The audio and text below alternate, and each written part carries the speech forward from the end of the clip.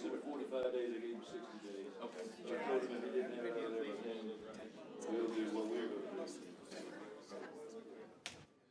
then that's the fact, I mean, I know some people. Somebody said, I told him, I said, look, man. I said, you're not up in the air now, you're on the ground. Our crowd, take it to my area. Anyway, I didn't even, that was all. So our dog was,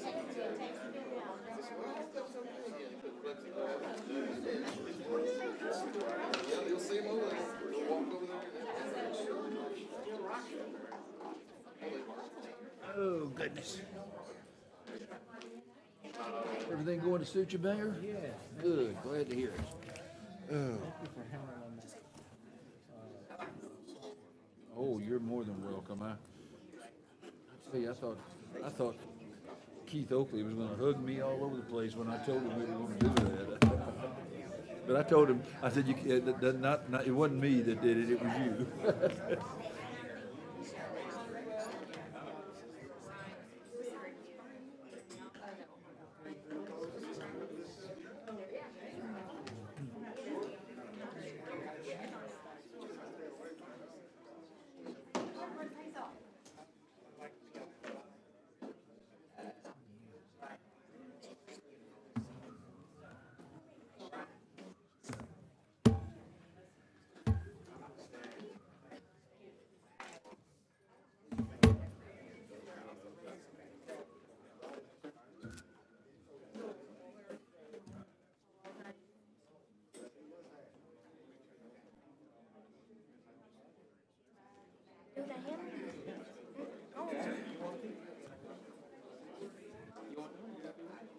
I'll just stand there.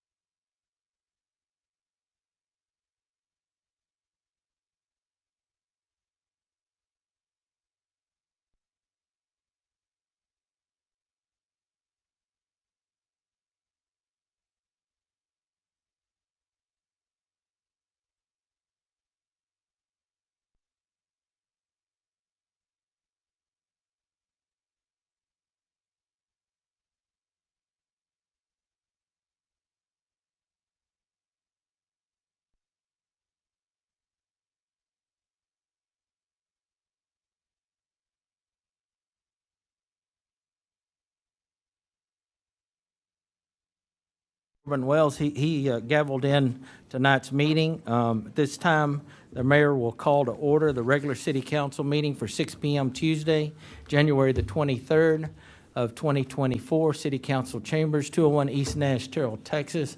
Have with us here on the dais District 2, Grady Simpson, District 3, Mayor Ronnie Velasquez, Mayor Pro Tem, District 4, Stephanie Holmes Thomas, Deputy Mayor Pro Tem, District 5, Phil Robinson, and staff. We have quite a few recognitions that we're going to do tonight. So if you would just bear with us a little bit and we'll get you through as quickly as possible. At this time, I would like for Pastor Gary Weems from the Terrell Police Department Chaplain to come forward and lead us in invocation. If you would please stand, remain standing for the pledges.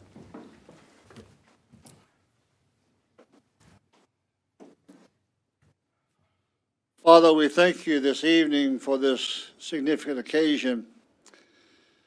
Thank you for your blessings upon our community, upon our city, upon our leadership. Your word declares that you are a God of order.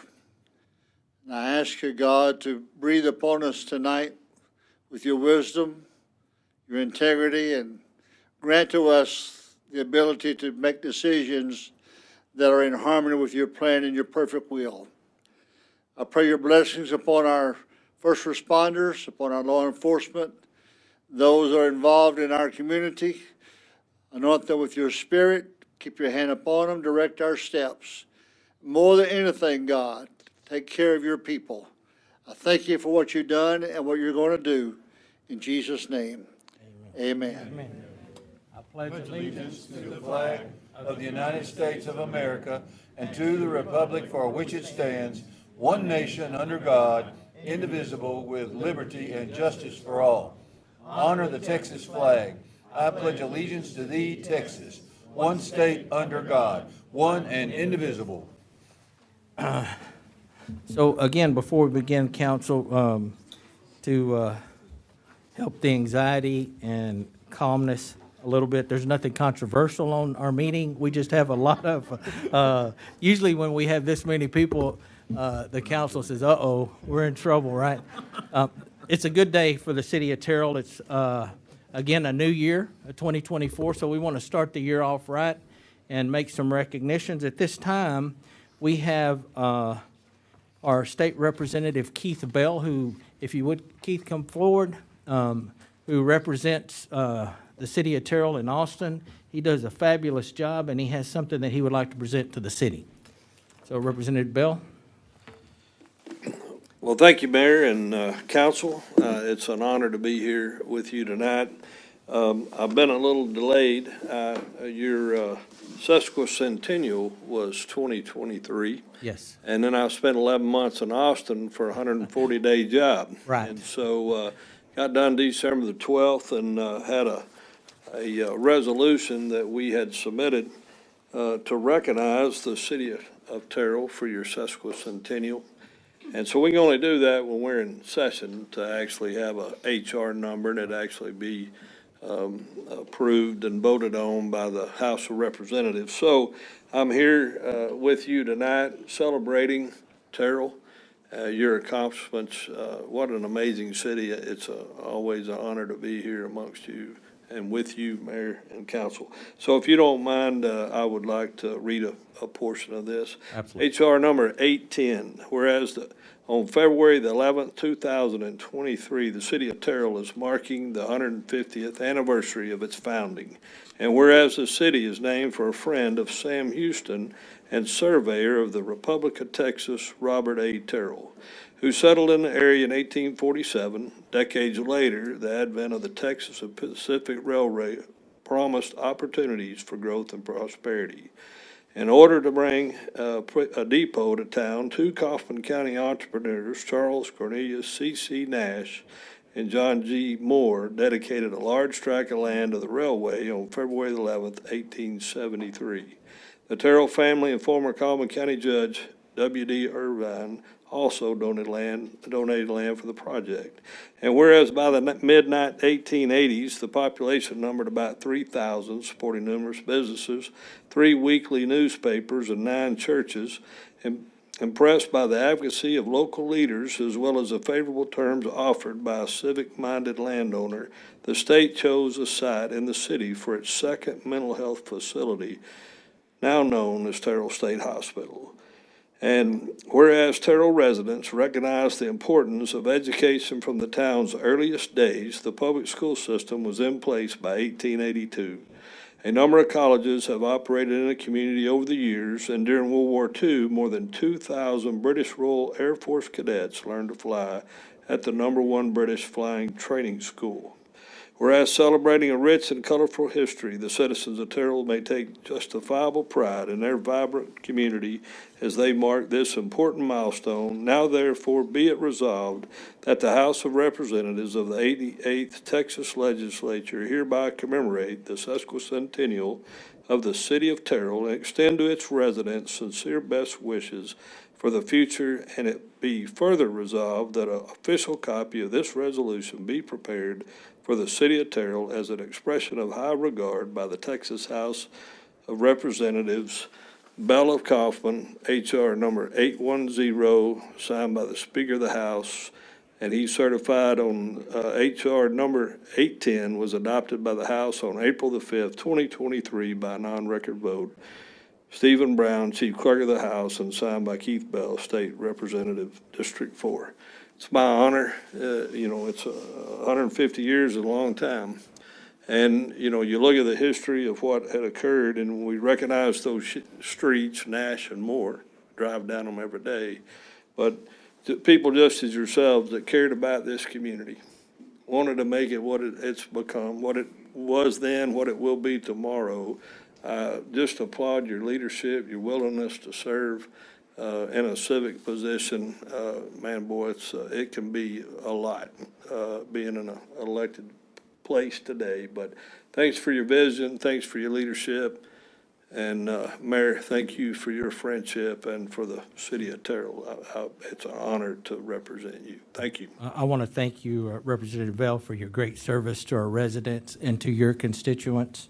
Representative Bell has always been willing to take a call from the city of Terrell to work on behalf of this city.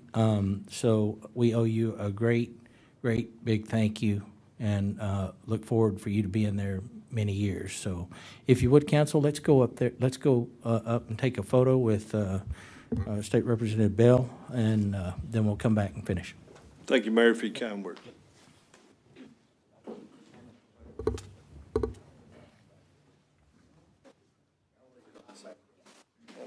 Mentioned my jacket today, so all those of us in the Navy. Nice to meet you, sir. Phil Robinson. Yes, sir. Hello. Well, good. Well, that's right. How are you? Man, I wore the blue today. Yep. Right. We're no blue. You're looking good. The Navy works. Ready? Let me hold it.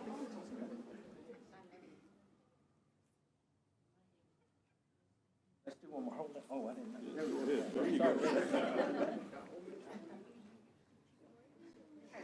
Outstanding. Thank you, sir. We appreciate it. Hey, thank you. You bet. Thank you. I'm on the phone.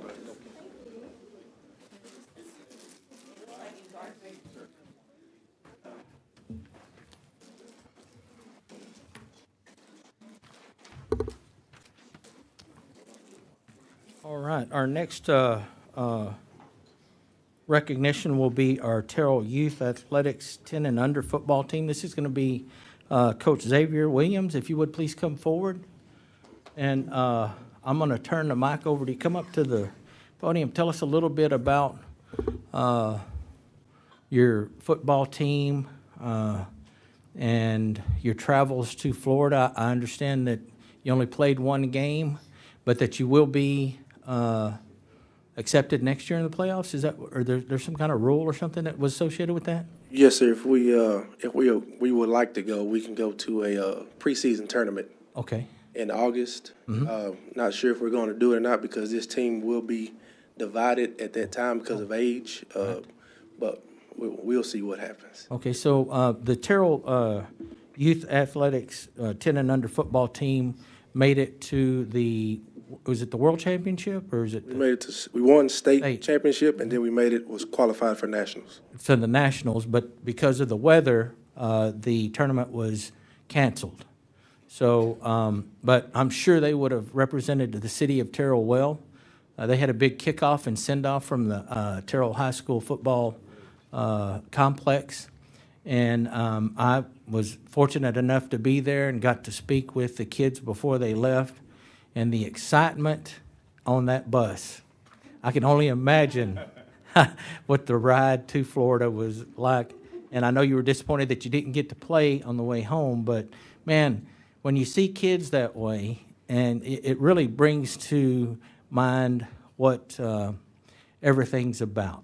And to see the kids that love to play athletics, and they were there, proud Terrell representatives, and we know y'all would have done well. So thank you for being there. If you would, please introduce your team members. If y'all would, please come forward. If you played for the football team, please come forward and let your coach introduce you. One of them, which was Corbin Wells, actually gavelled us in tonight. So he was an offensive lineman and a defensive lineman, I think, similar to the mayor when I was his age. And I was about his size, believe it or not. So go ahead. Here we have Julian Davis. Julian Davis. What position? I played D tackle. D tackle. And linebacker? Cool. We have Ali Hepler. He's a running back linebacker. Cool. We have Mr. MVP of the state championship. He got the bling I to see match. that. I see the He was bling. the running back and the safety for us, Courtney White. Okay, you can't move away from Terrell till you graduate high school. You hear? All right. We have Lucas Blasius. He is a linebacker for us and a receiver. All right. He's a hitter. We have DeAndre Hardy, who is he's an offensive lineman and defensive lineman. Cool. We have Tiago Robledo. He's a defensive end, and he played a little tackle for us on offense. Cool. We have Jeremiah Cotton. He is our lineman, D lineman, O lineman. Okay. This right here is our quarterback. Okay. He led his team this year. This is Joshua, and he did a great job, Joshua Taylor. All right. You can't leave either, by the way. This is Brian Miller. He played defensive end for us for the most part. He could block, so he played a little offense as well, but he mostly played defensive end. Okay. This is Holden Chansey. He played receiver and cornerback for us. Okay. Speed, got some speed on him. This is Dan Tavia Runnels. He played cornerback and outside linebacker for All us. right. As you said before, this is Corbin Wells. Big dog. He Yeah. played D-line, O-line for us. You can't move him. I know, right? And I know you don't see this often, but this is my daughter. Okay. She was the MVP of the league this year, and she plays D-line, O-line. And if you've ever seen her play, you know why. Hey, congratulations. I'd like to recognize my coaches as well, because I Yes, didn't do this yes. by myself. Okay. I have Coach Vaughn Jackson over here. Wave your hand, Coach. Come on now. I have Coach Marcus White. All right. I have Coach Terrence Gladney here as well. And I would like to give a special clap to all of our parents that made it tonight. They are the reason that we are here where we are. Yeah. We would also like to thank each and every one of you all for everything you did, all the efforts that you put in for these athletes that you all put in every year. Y'all supply us with facilities and everything else that we have here in Terrell. We greatly appreciate it, and we're going to come out this year and try to do our best. We're getting ready to kick off baseball and softball. We actually added track up under our umbrella this year, so we're trying to expand and give all of our athletes something to do here in Terrell. You know, everybody doesn't have it, but hey, we're going to try to get them out there and do what we can. Wonderful. Thank you, coaches, and to the parents. We want to congratulate, of course, the team. But you know, kids, if your parents aren't supportive of what you're doing, it's kind of difficult to be active. So to the parents and to the coaches and everybody involved with sports locally, I want to commit from the mayor and the council that we're going to continue to do things that will support youth athletics. I think that's very important for all of us as we move forward. Again, I'd like to get a photo of the team with the council, please. And so if y'all will just line up in front. Mayor, I'm going to say while we're lining up for a photo here that I just want to personally thank Coach X. Really, really appreciate your hard work here, man. I really, really do. Thank y'all.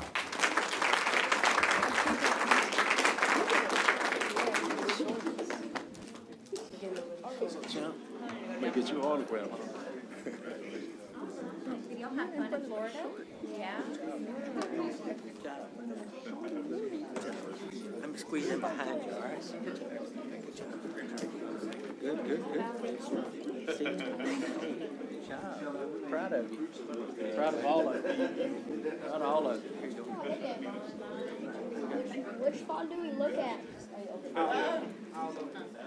Let me get by this. Here, scoot up a little. There you go. Yeah, here we go. Let me hold up. There we go. MVP by the MVP. Whatever.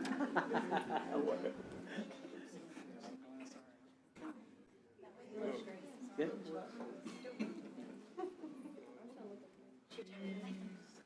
Cheese. Good. Can everybody see everybody? Everybody get a picture? Good. Thank y'all.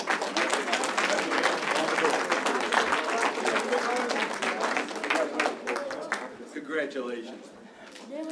Xavier, good job. Good job. Congratulations, sir. Thanks. Yeah.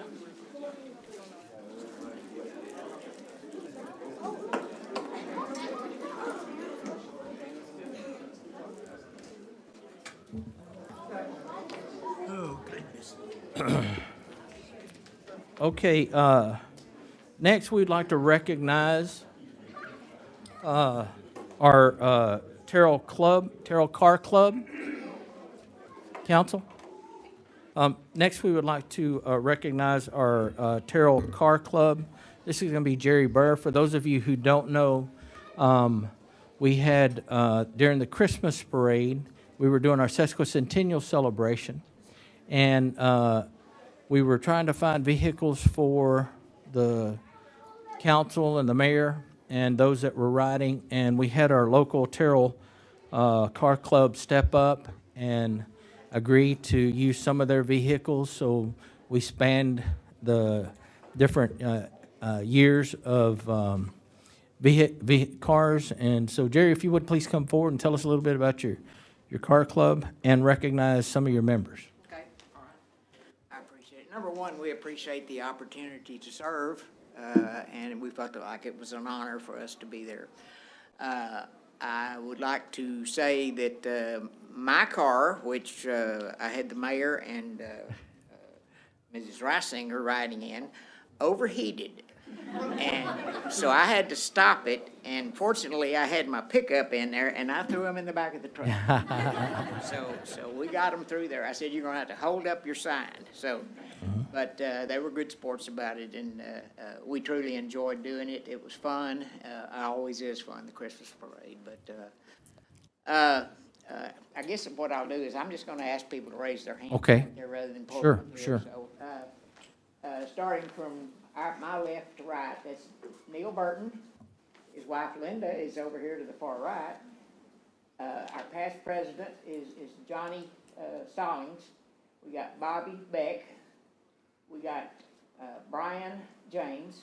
He's our new president. Okay. We have Will Hernandez, if you hold your hand up. He is our new vice president. There's Terry Massey back there. Karen James is Brian's wife. She's our first lady. And we've got Bill and Barbara Jasmine. Barbara has been our secretary for, this will be the fourth year that she's been our secretary. And we've got David back there, and let's see, we got everybody else covered. Did I catch everybody? Okay, but we are a service club. We like to be of service to the community, and we have done some nursing home shows where we take the cars out to the nursing homes and let them see them, give them something to do. and be included in what's going on in the community. But we are just a bunch of friends, and we love hanging out, and we don't really have a specific model or make or type of car. We look at it as if it's a car that you love and you take care of, you're welcome in our club. So, anyway, it was, again, it was an honor to do, and I felt pretty good making you get in the back of the truck. I know you did. Mayor, so. Well, you know what? What makes this community so special is that we have many organizations, many service clubs that, when called upon, they step up. And so, Jerry, to you and the car club, thank you very much for helping make the parade successful. And you know, it's not the first vehicle I've been in that has acted up, and I've had to leave on the side of the road. But if you would, please come forward, and I'll take a picture with you, please. You want all of us? Yes. Okay.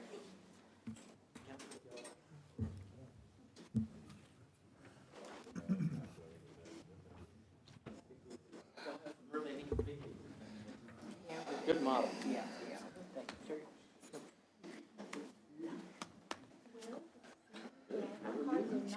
Greg?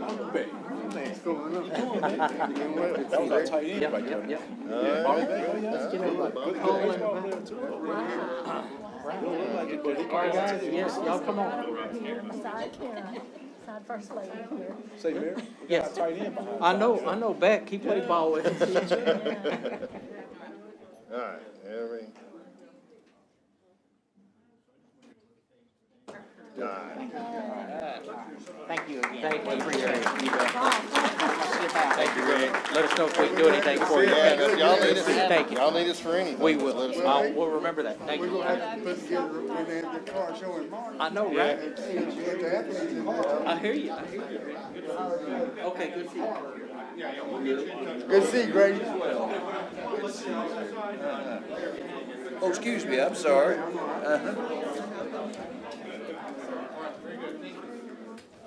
I feel like we're having a football reunion from back when I played high school. Bobby Beck was part of a football team that I played on with our chief Shane LaCroix, myself, and Grady.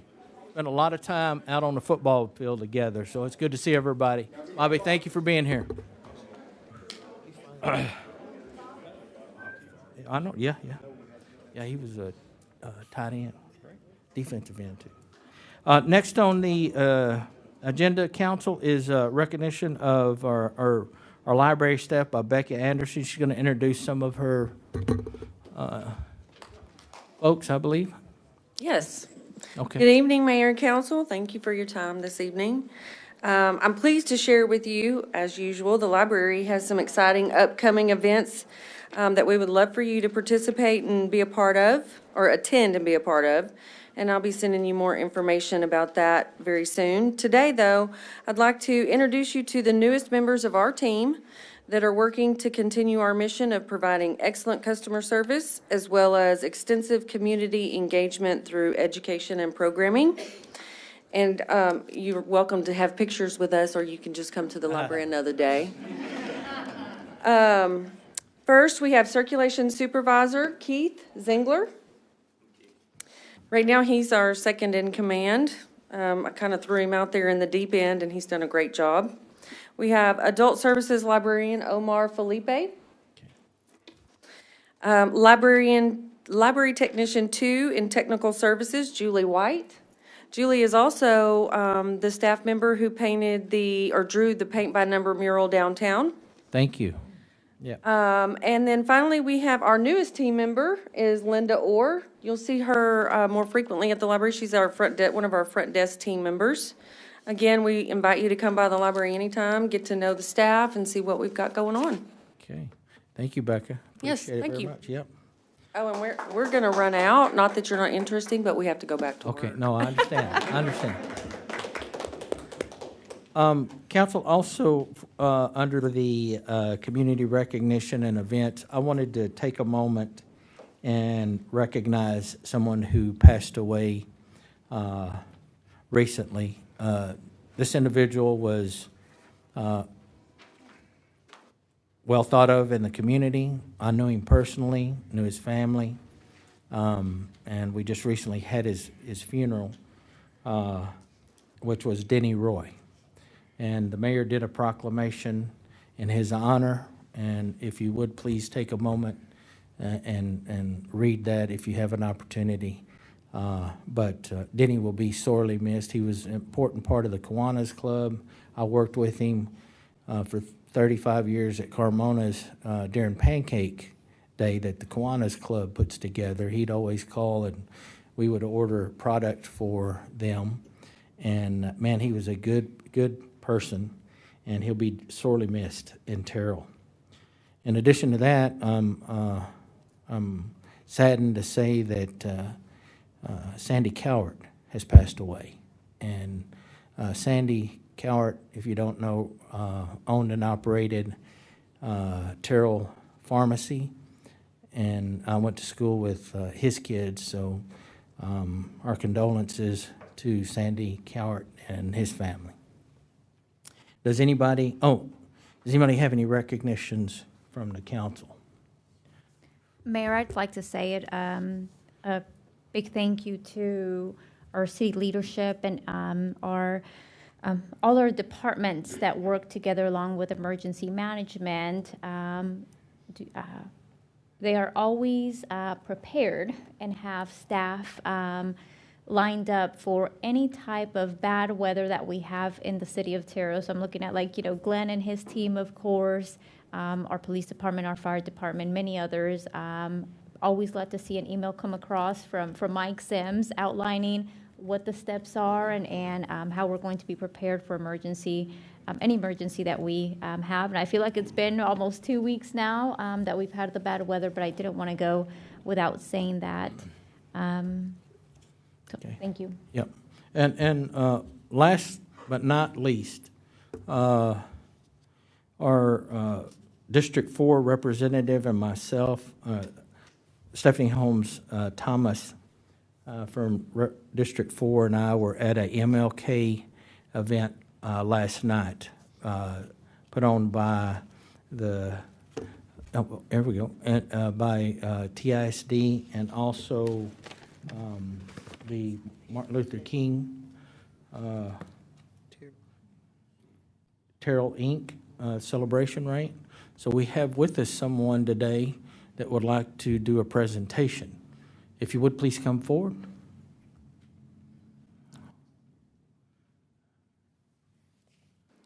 Here you go, Malcolm.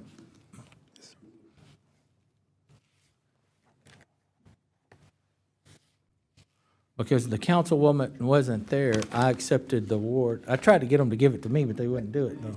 But go ahead. At the last minute, I give it to Stephanie.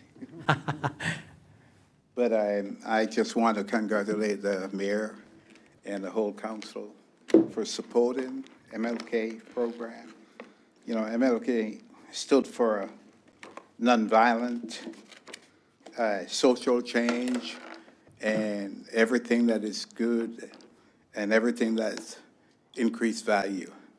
And we see that in the council. So we thank you very much. But this young lady, I call her young lady because the first time I saw her, she looked like a little girl. But Maroney, you have done an excellent job and continue to do an excellent job for the city. And MLK Celebration of Terrell recognize the hard work that you're doing and really appreciate all that you do. So, and we just want to give you this plaque. So our Mayor Ronnie Velasquez, Mayor Pro Tem District 3, is a recipient of a MLK award. And so congratulations to her and her commitment to this community. It's well-deserved. And so if y'all want to take a picture, Mayor Ronnie, if you want to say some words, you're welcome to do so. Thank you. I am very honored to be selected. I believe it was a community service award, and I was very shocked because I really wanted to attend the celebration last Monday, and then I had to go into the office in Dallas yesterday all day and evening, and so I was so shocked to see that go up last night, but I was more than happy that Stephanie Holmes Thomas, Deputy Mayor Pro Tem, and Mayor Rick Carmona were there to accept. When I think of community service in Terrell, I think of many organizations and many people that come to mind. So I hope that I can accept the award and receive the award on behalf of everyone in the community. And I'm more than happy to always lend a hand. I don't know, I guess, what do you say when you get something? But thank you so much for bringing this out here yesterday, and I feel remiss I couldn't make it. I always enjoy watching all of the presentations, the music. It's always lively, and it is always for a good and worthy cause, and always for the city of Terrell. So thank you very much. All right, thank you.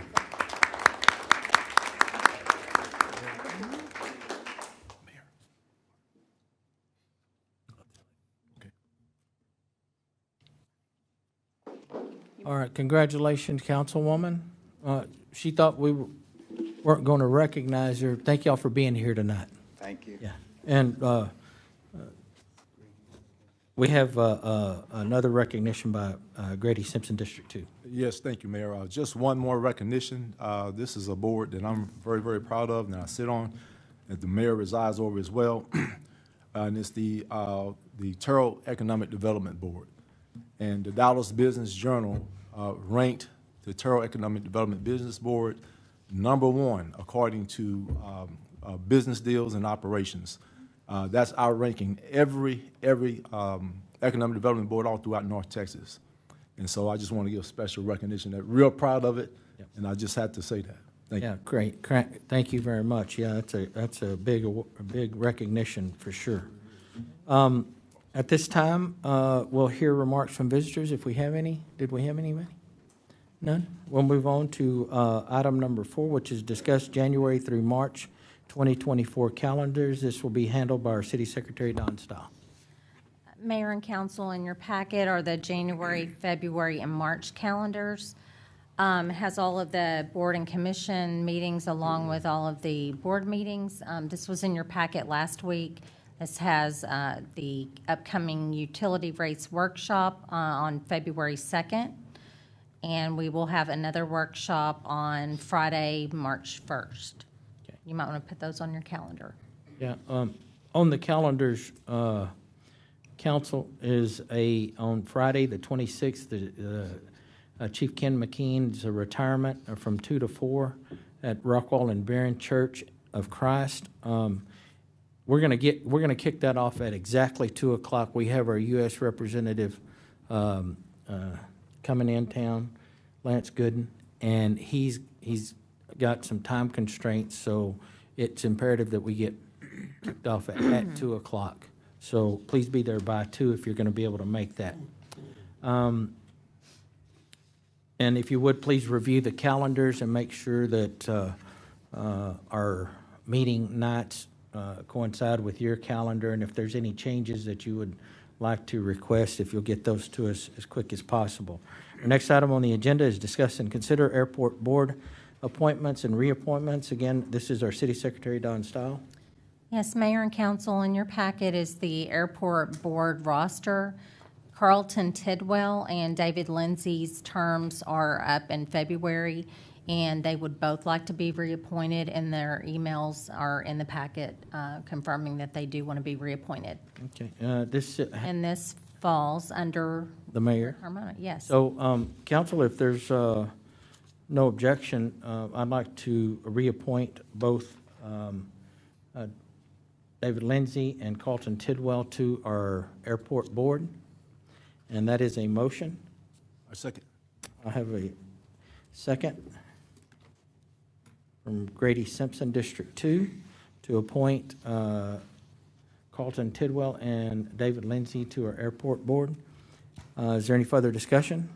Hearing none, all those in favor, let it be known by stating aye. Aye. Any opposed?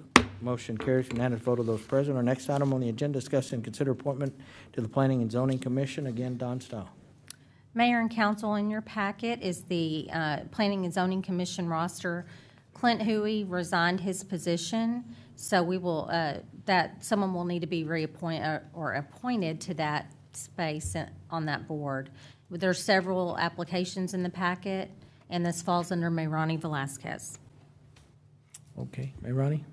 I will review the applications and also consider two individuals that have been brought to my attention, and would encourage anybody that is interested in serving on the Zoning and Planning Board to submit a application as well, especially looking at some of our Kaufman County leadership attendees that are in the room today. There's always an opportunity for those that live in the city of Terrell limits to apply to not only the Zoning and Planning, but other boards. So I will move to postpone this item.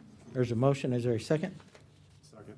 We have a motion from Mayrani Velazquez, Mayor Pro Tem District 3, a second from Phil Robinson, District 5, to postpone the appointments of the Planning and Zoning Commission. Is there any further discussion? Hearing none, all those in favor, let it be known by stating aye. Aye. Any opposed? Motion carries unanimous vote of those present. Our next item on the agenda is discuss and consider appointments to the City Facilities Naming Committee. Again, this is going to be handled by our Assistant City Manager, Mark Mills. Mayor, Council, good evening. This evening, we have one vacancy that remains on the naming committee, and we will entertain any nominations you all may have. Mark, I do have a name for you today. I would love to nominate and appoint Leonard Lancaster, who has reached out and would like to serve as a District 3 appointee. Is there a second? Second.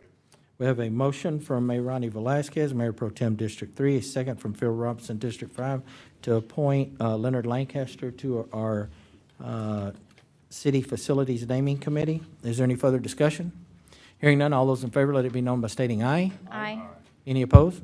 Motion carries unanimous vote of those present. Our next item on the agenda is 5.1, discuss and consider ordinance abandoning 4th Street. This is going to be handled by our Assistant City Attorney, Greg Shumpert. Yes, Mr. Mayor, members of the council, we bring to you tonight ordinance number 3033, an ordinance of the City Council of the City of Terrell, Kaufman County, Texas, vacating and abandoning a portion of a public street, the same being a portion of 4th Street between Johnson Street and its northern dead end, and more particularly described as a portion of blocks 9 and 20 of the Johnson addition to the City of Terrell, Kaufman County, Texas, as shown on the exhibit thereof attached hereto as Exhibit A and made a part hereof for all purposes, providing for repeal of conflicting ordinances, providing for severability, and providing an effective date. Mr. Mayor, members of the council, this was brought to you tonight by staff, partially on the request of two of the, or at least one of the two property owners that would be involved if this street was to be abandoned, neither of whom, one requested it, the other had no objection to it. And we have reached out to staff. Staff says the city has no need of this area. There are no utilities. There's nothing there that we would have to be have any responsibility for. So at the request of the property owners and with the approval of the city and staff, we bring this to you tonight on first reading and recommend its approval. All right. I'd be happy to answer any questions. Yeah, Mr. Shumpert, we've done this before, the abandonment of roads that are no longer used to the city. Is that Yes, correct? That's correct, Okay. on several occasions. Right.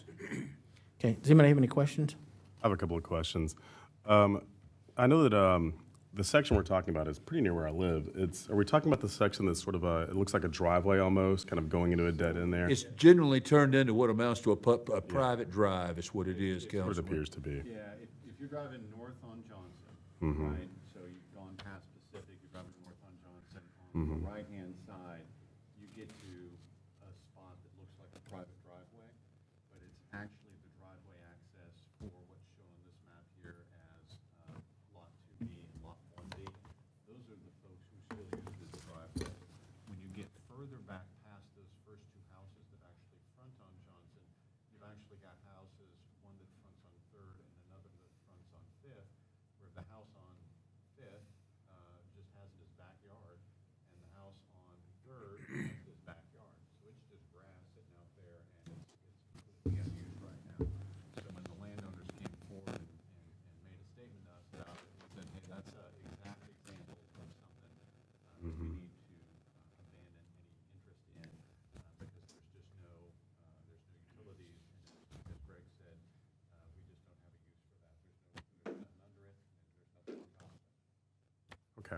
And the reason I'm bringing it up is because I know there's a section of Fifth Street that was abandoned a few years back that I hear some comments about occasionally that we wish, constituents say they wish that was still a street, a thoroughfare through from Johnson to Maine. And, but this seems to be, doesn't really go anywhere, just kind of dead ends. where it's going, so. Right. Okay. Councilman, it's just basically been a private drive. Yeah, is that's what it appears boils down to. Thanks, Craig. Yeah. Just looking at the map here on page 33, Lot 1B, is that just a property, does an adjacent owner own that property, or I'm just kind of worried about that? 1B is, I'm sorry, I'm not on that there, so. 1B is a house that fronts on Johnson. And so you got the front of the house on Johnson, but in order to get back to the garage on that property, you drive down Fourth to get to a driveway that's on 1B. Same thing with 2B on the other side of the street there. So it is technically a street. It is basically used as a private driveway. And so the reason we did not do an abandonment related to the 1B and the 2B property, that part's not being abandoned, is we still have two owners who are using that, and we didn't have a means to fairly divide it between the two landowners. I don't think either one of them would successfully get back into their garage if we had abandoned more. So the only portion we're abandoning is where there is no driveway use happening associated with that existing city right-of-way. Okay, let me clarify. It says, you know, where it says see amended, 1B area to be abandoned. I'm looking more adjacent to where the arrow is. Is that part of, Oh, I'm so sorry. That's on the north side, that's the dead end part. So where it says see amended 1B, that's a different house that fronts on 3rd Street. That house that fronts on 3rd Street has no access to that either. Yeah, so they're not using that to access their home. That's, again, 1B just has backyard back in that area. so they use 3rd Street as, I just want to make sure that Yes, they they still have do. access to. Exactly, exactly. They're, Yes, they're ma'am. aware of this, Councilwoman, and they have agreed to it. Okay, good. Okay. Thank you. Anyone else? Thank you, council. So this is ordinance number 3033. Is there a motion? Yes, Mayor, motion to approve ordinance number 3033. I have a motion. Is there a second? I'll second it. We have a motion from Grady Simpson, District 2, a second from Phil Robinson, District 5, to approve ordinance number 3033 as presented. Is there any further discussion? Hearing none, all those in favor, let it be known by stating aye. Aye. Any opposed? Motion carries unanimous vote of those present. Our next item on the agenda is discuss and consider resolution number 2140, authorizing the final payment and closing of existing development agreement for downtown building renovations. This is going to be handled by our downtown project manager, Raylan Smith. Good evening, Mayor, City Council. What you have in your packet is proposed resolution number 2140. I have also included two resolutions, one from your Paddock Board as well as your TERS number 1 board, who also met in regards to this matter. As you are aware, back in 2020, the end of 2020 and beginning of 2021, TERS, City Council, and the Paddock Board all voted to approve an original development agreement for Pena Holdings. And within that agreement, it was very specific to the use of the Anderson. It also mentioned the Griffith Building. And since then, the Paddock Board has been holding a set amount in their budget each year to pay out to this developer. So moving forward, now that we are post-COVID and everything else, now that the building costs are coming back and he's looking at maybe some different uses for the Anderson building, the Paddock is making the recommendation to pay out the one-time fee of the $400,000, which would reimburse the developer of the Anderson building for interior demolition, asbestos abatement, and also renovation of all of the exterior windows, which the total cost would be more than that. They agreed to pay out no more than $400,000, which is the amount that has been budgeted within their budget. And the recommendation would be to cancel that existing development agreement, such that both parties, the company and the city, would just agree to the one-time funding and release any other obligations from the existing development agreement. Anybody have any questions for Raylan on this? Raylan, is the entire paddock board in agreement this is a good move? Yes, yeah, it wasn't a unanimous vote from Paddock. Stephanie was there. We spent a lot of time talking through. I think everyone really understands and is ready to move forward. So this was definitely a unanimous recommendation from Paddock. And just to clarify, it was also a unanimous recommendation by the tax increment refinance zone number 1. So we took it to both boards. All right, council, both of the boards unanimous. Is there a motion on resolution number 2140? I make a motion to approve resolution number 2140. Have a motion, is there a second? Second. Have a motion from Stephanie Holmes Thomas, Deputy Mayor Pro Tem District 4, a second from Mayor Ronnie Velasquez, Mayor Pro Tem District 3, to approve resolution number 2140 as presented. Is there any further discussion?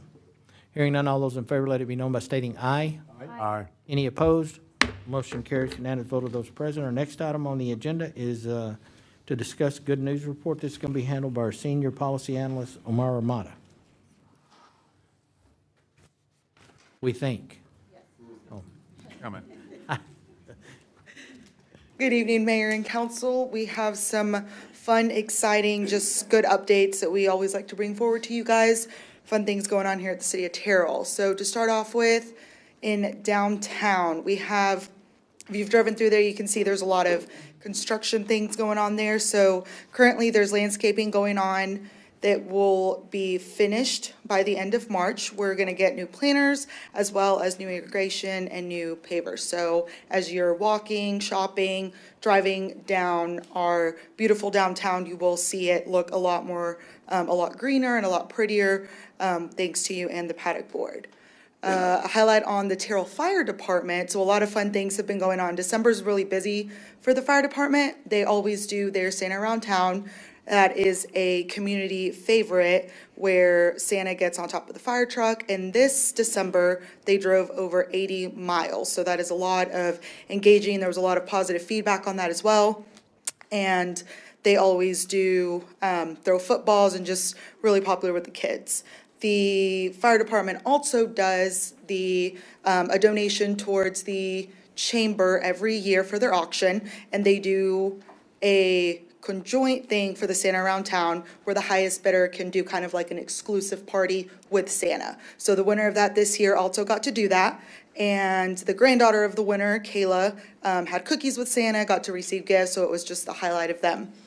And then also the Terrell Fire Department does do the Gift of Hope in conjunction with the REACH agency.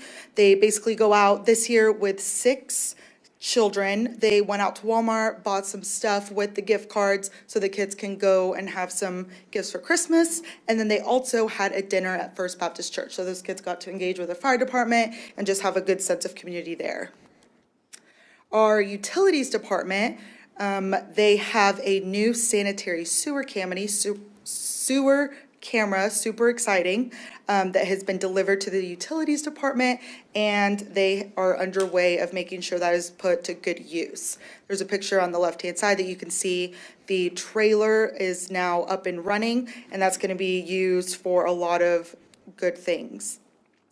The Terrell Police Department, as you all know, our chief retired, and now Arlie has stepped up from deputy. He is now our interim chief of police as of December 22nd, and he is going to be leading us moving forward here for a little bit. And with that, since Arlie has moved on, he was serving as a PIO, and so now Lieutenant Mary is serving as the public information officers in that role. Couple of press releases have gone out. You guys have seen that. She's been doing a wonderful job as she continues in that. And then we also, on the same subject of police, we have some technology. The flock cameras that are up and running have now been doing their job and have aided in recovering 27 stolen vehicles. So in that same thing, there's a picture of there on the left-hand side. A lot of a fun story there for you to read with the assistance of those flock cameras. Moving on to the library has a lot going on. There is an open house at the Literacy Depot that's going to highlight their 3D printer, laser engraving, podcasting booth, lots of fun things. And then the library also hosts the Wings Adult Education Program. We have had another graduate, Kevin, who has completed their GED through the library. Another highlight, our current youth service librarian, Brianna, has been accepted to graduate school at UNT, so she will begin her journey of a master's in library science starting this month, so she is underway. And then in the housing department, there's a great picture of our housing director. Denise has recently been appointed to the Texas Health Community Impact Dallas and Kaufman Leadership Council for a 2-year term beginning next month. So this is a great moving forward in the community, a lot of involvement here. So just good stuff going on in the community. I'm happy to answer any questions. So the way that the presentation came to the mayor and the council, is this on our social media or somewhere on our Yeah, this Facebook starts, or- after it's presented to you, now it gets blasted out. Okay, Mhm, absolutely. All right. Cool. I'm sure somebody's going to have something to say about it, but let's get the good news out. Good. Any questions? I have one quick question. Okay. What has been the sort of the delay on the downtown landscaping? I believe that we were told initially it would begin in December, and one of the reasons why we kind of didn't do all of the holiday decorating typically is because of the construction projects underway. So why are we kind of a little behind schedule? I will speak to that. We did have more irrigation construction that we had to do, and then also we had a request from our downtown merchants to not be under construction during the holiday shopping. So we kind of delayed a little bit just to make sure that all of the storefronts were open, especially during the holiday shopping. And so instead of starting on the Rockwall side, we ended up starting on the Virginia side, moving that direction. So, but the majority of it, the first few weeks, was irrigation replacement. We had to make sure that all of that was in place first. So, which probably worked out best with the freeze. Yeah. So, but we did have requests from property owners and tenants to hold off. Thanks, Rayla. Well, I'd like to say that, it doesn't sound like Omira's too excited, but I'm really excited about the sanitary sewer camera, because I know my constituents will love to make sure that we can see what's going on when sewer issues arise. Really enjoyed seeing the good news report. Happy that we're also sharing some of those accomplishments and milestones that our staff members are attaining, and I think it highlights the support that the city council and city leadership has with professional development, like continuing education, additional programs that we're able to offer our citizens like GED, and excited to see these roll out as well on social media. And if there's a way to get it in the newspaper for those that don't use social media, I'd love to see it there as well. Thank you. Everybody good? Next item on the agenda, discuss the implementation of Tyler Technology products. This is going to be handled by our Assistant City Manager, Mark Mills. Mayor, Council, good evening again. So the city is in the process of replacing its enterprise-wide computer system. For what we are moving forward with right now, the producer of the product is Tyler Technologies. There's various systems that we're implementing at the moment, and I'm going to give you an update on where we are with those this evening. Going into the Tyler implementation project, there were some goals that were put forward. This was easy, modern access to city services, striving towards being a paperless city, utilizing a common system for easy integration across city functions, and a reduction in the total number of software packages that the city was using. So what we're doing right now, the modules that the city has invested in and has been moving forward with the implementation is Finance and Human Resources Management. That product will be referred to as Munis. Court Management, which is Tyler Encode, and then the Police Department and Public Safety, which is going to be New World and Tyler New World and Brazos. So start with human resources and finance. Again, this product, when referred to, you'll hear it is referred to as Enterprise ERP, generically as Tyler, or the product was previously known as Munis and is still a common reference. This includes finance and budget, accounting, accounts payable, human resources, payroll, time tracking, and talent management. The court management portion of the project included municipal justice and enforcement mobile, again, Encode and Brazos. This includes case management, cashiering, electronic citations and citations, jury management, virtual court, and warrant, and interface to warrants. The police department and public safety portion of the project is referred to as New World. This included the replacement of the CAD RMS system, or computer-aided dispatch and record management system, as well as enforcement mobile, which is the electronic citations. So this kind of gives an overview of the project schedule. Anything with a green dot next to it is live. The planned schedule for each of these is included on the screen. For public safety, enforcement mobile, municipal court, you'll see an actual go-live date of October of 2023. Those appear to be a little bit behind schedule. That is because the kickoff date did not occur as initially intended. There was some hardware that needed to be purchased, so it actually delayed the kickoff of the project a little bit, but in terms of total number of months, the project actually came in on time. Finance, I'll talk about a little bit more, but it went live on January the 8th, and then human resources is currently on hold, and I'll talk about that a little bit more as well. Again, public safety went live in October of 2023. At this point, we have a couple of outstanding items. On January 31st, we expect that the integration between the Encode warrant system and the record management system will be live and up and running. So that's one item that we still have outstanding. And then on February 15th, the enforcement mobile integration, again, integrating that system into the record management system as well. Those items are in testing, but we expect those to be completed on the 31st and the 15th. Court went live also in October of 2023. We have a couple of outstanding items on that as well. There's an interface between AdComp and the system that needs to occur. AdComp is what we utilize for online payments and kiosk payments. The system right now, AdComp is up and running. We can take the online payments and we can take the kiosk payments, but the automatic integration between the AdComp system and the court system is not quite there, but we expect that to be up and running. Right now, that information is getting input into the system manually, but we expect the automated functionality to be live January 31st, and again, it is in testing. And then a journal entry functionality between Encode and Munis right now, again, that's having to be done manually, but this would be an automated system where that would occur automatically. Again, it's in testing, and we expect it to be live on January 31st. The financials portion of the project, so when we talk about Munis, there's two components. There's financials and there's human resources, and we'll start by talking about financials. Financials went live on January the 8th of this year. It went pretty well, all things considered. You always are going to have issues with the go live. When we went live, we had some issues with,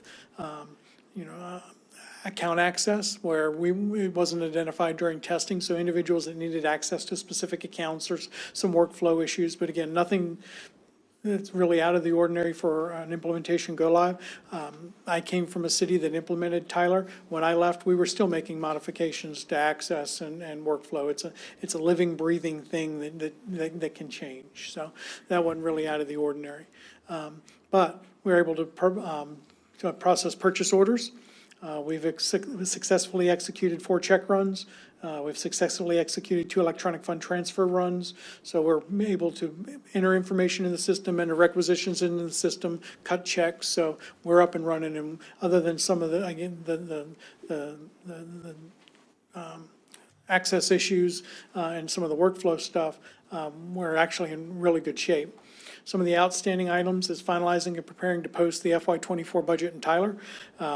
They've done a soft post, so it's in the system, but they haven't done a hard post yet where it's rolled out to departments, but that's coming within the next couple of weeks. And then payroll journal entries, these are going to be ongoing until HCM, which is the HR portion of it.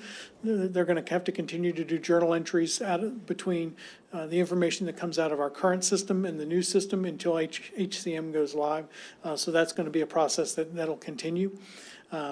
There's a communication between Encode and Munis that needs to occur so that the transactions that occur in the court system can come over to the financial system. Those are in testing. They're being prepared for go live. We expect those to be coming relatively soon. Finance is still doing a reconciliation just to verify the banking information that is in Tyler. And then I have on here that the project module was going to go live on January 23rd. We reassessed. Right now, we've pushed that out to January 25th and need a couple more days before it's ready for prime time. And then capital assets are loaded into the test environment, are almost ready for production. This is relatively unheard of. Capital assets are typically something that lag behind go live, but the finance department has done a really good job of getting those loaded into the test environment to make sure that everything is working correctly, and then they'll get those over into the production system. And then as part of this, we're going to conduct a review and an update of the financial policies to account for any impacts that the Tyler implementation will have, and you'll see that later this year. The Human Capital Management, HCM, the formal kickoff of this project is currently pending. Staff is beginning the preliminary work, so myself, John Godwin, Nicole, and some individuals that we have on site working with us, we're actually doing what is called a current state analysis, where we're taking a look at where we are today and outlining that and defining it so that when we start meeting with Tyler, we have that. They're going to ask us, okay, where are you today? What's your current state? So we're actually working on that today. And then from there, we'll develop a future state. But the initial step is that current state, and we're working on that. The project, we've looked at when we were going to kick off the project. It has been delayed because of some leadership changes in the HR department, but we are looking at kicking that off relatively soon, but we do want to have the new HR director on board first. And then it's an approximately 1-year project from the point that we kick off until go live. It's kind of a brief history and overview of the project. I'm available for any questions you all may have. Well, I'm thankful that we're finally moving forward with our IT implementation for the city. You know, when I was first elected to the mayor, we really lacked in IT. We didn't have anything going at all. So it's taken 3-4 years now, but we're finally getting to a point to where the city and all of our departments within the city are going to be able to communicate with each other, and I think we'll be way more efficient than we have in the past. So thank you for everything you do. Does anybody have any comments for Mark? No? Mark, I have a quick question. Yes, sir. Regarding the public-facing piece of this, like for like service requests or incident management, will there be sort of a public portal? You know, I could log in and say, I've got a water main break here, or I'm having a trash issue here, and report issues I'm experiencing at my home or in my neighborhood via the Tyler? There is some functionality available through Tyler. I don't believe that we're moving forward with those at this point.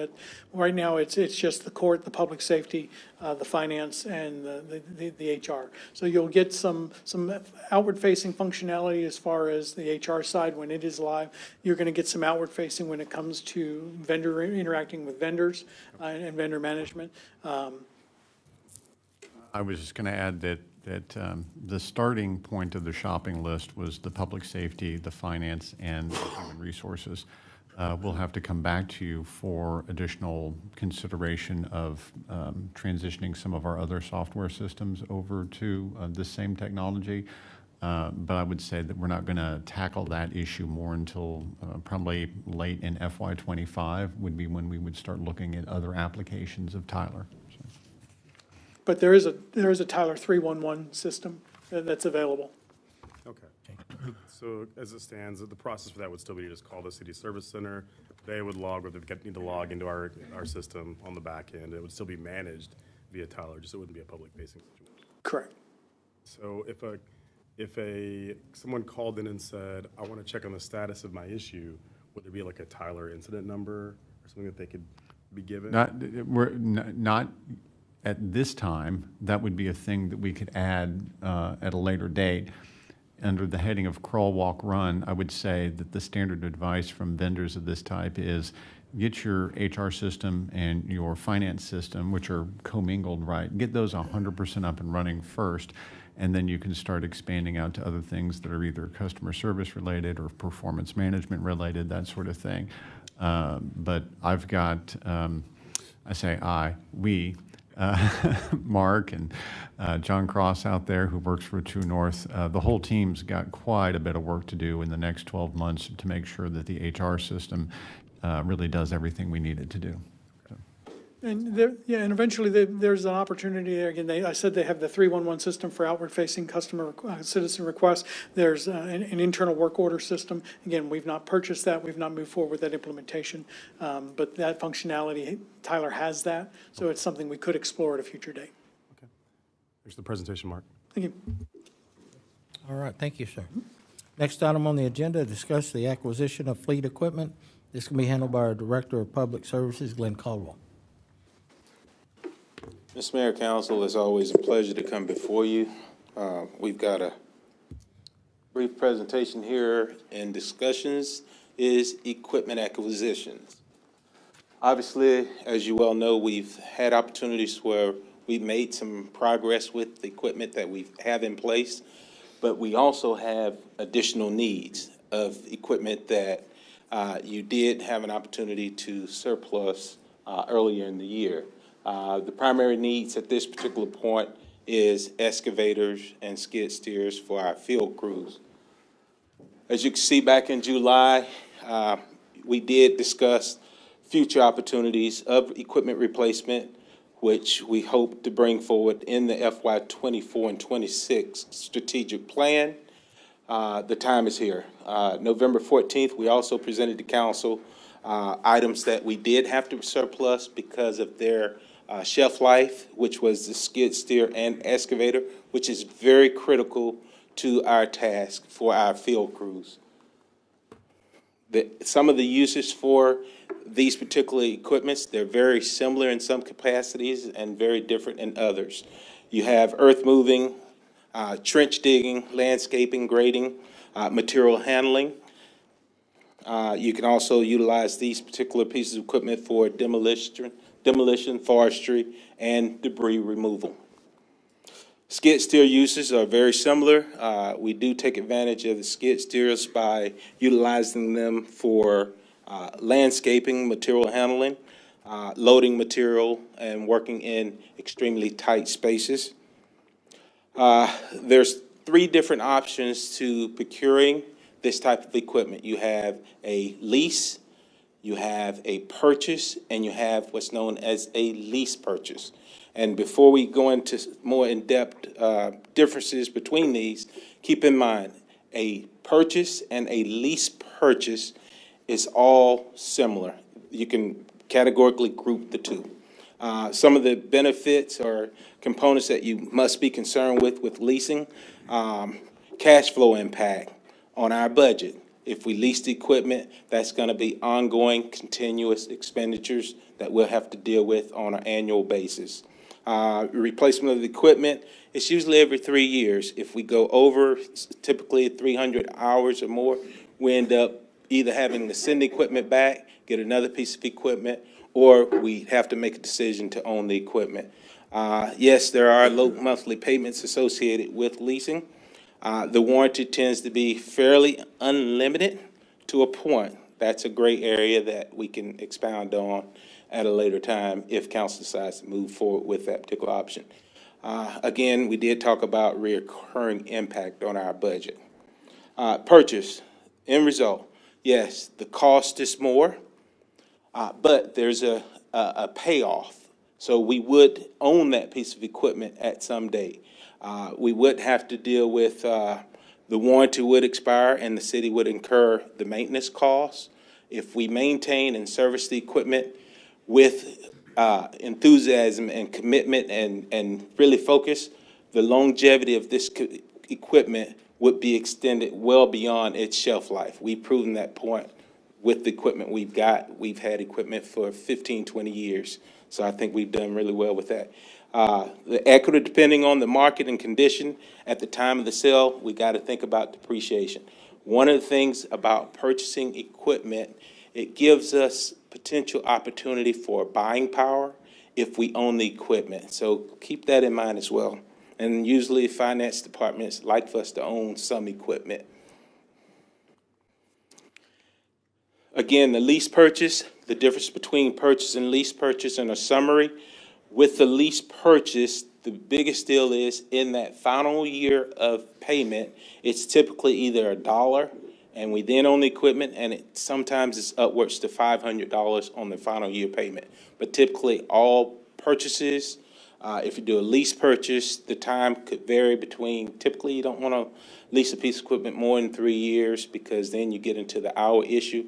But if you own the equipment, then that doesn't come into play. The last item I could probably share with you on the lease purchase, when you do a lease purchase, you can also create an annual expenditure or a monthly expenditure that would impact our budget. And I think I've got something in here that'll kind of show you. This is the annual cost for a skid steer. We would be looking at approximately $25,000. Per excavator, you're looking at $35,000 annually. And if you think about that monthly cost, if we bought a skid steer, our payment would be about $2,500 a month. If we bought an excavator, the cost would be about $3,000 a month from a monthly standpoint.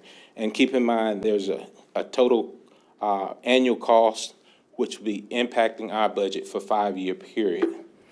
I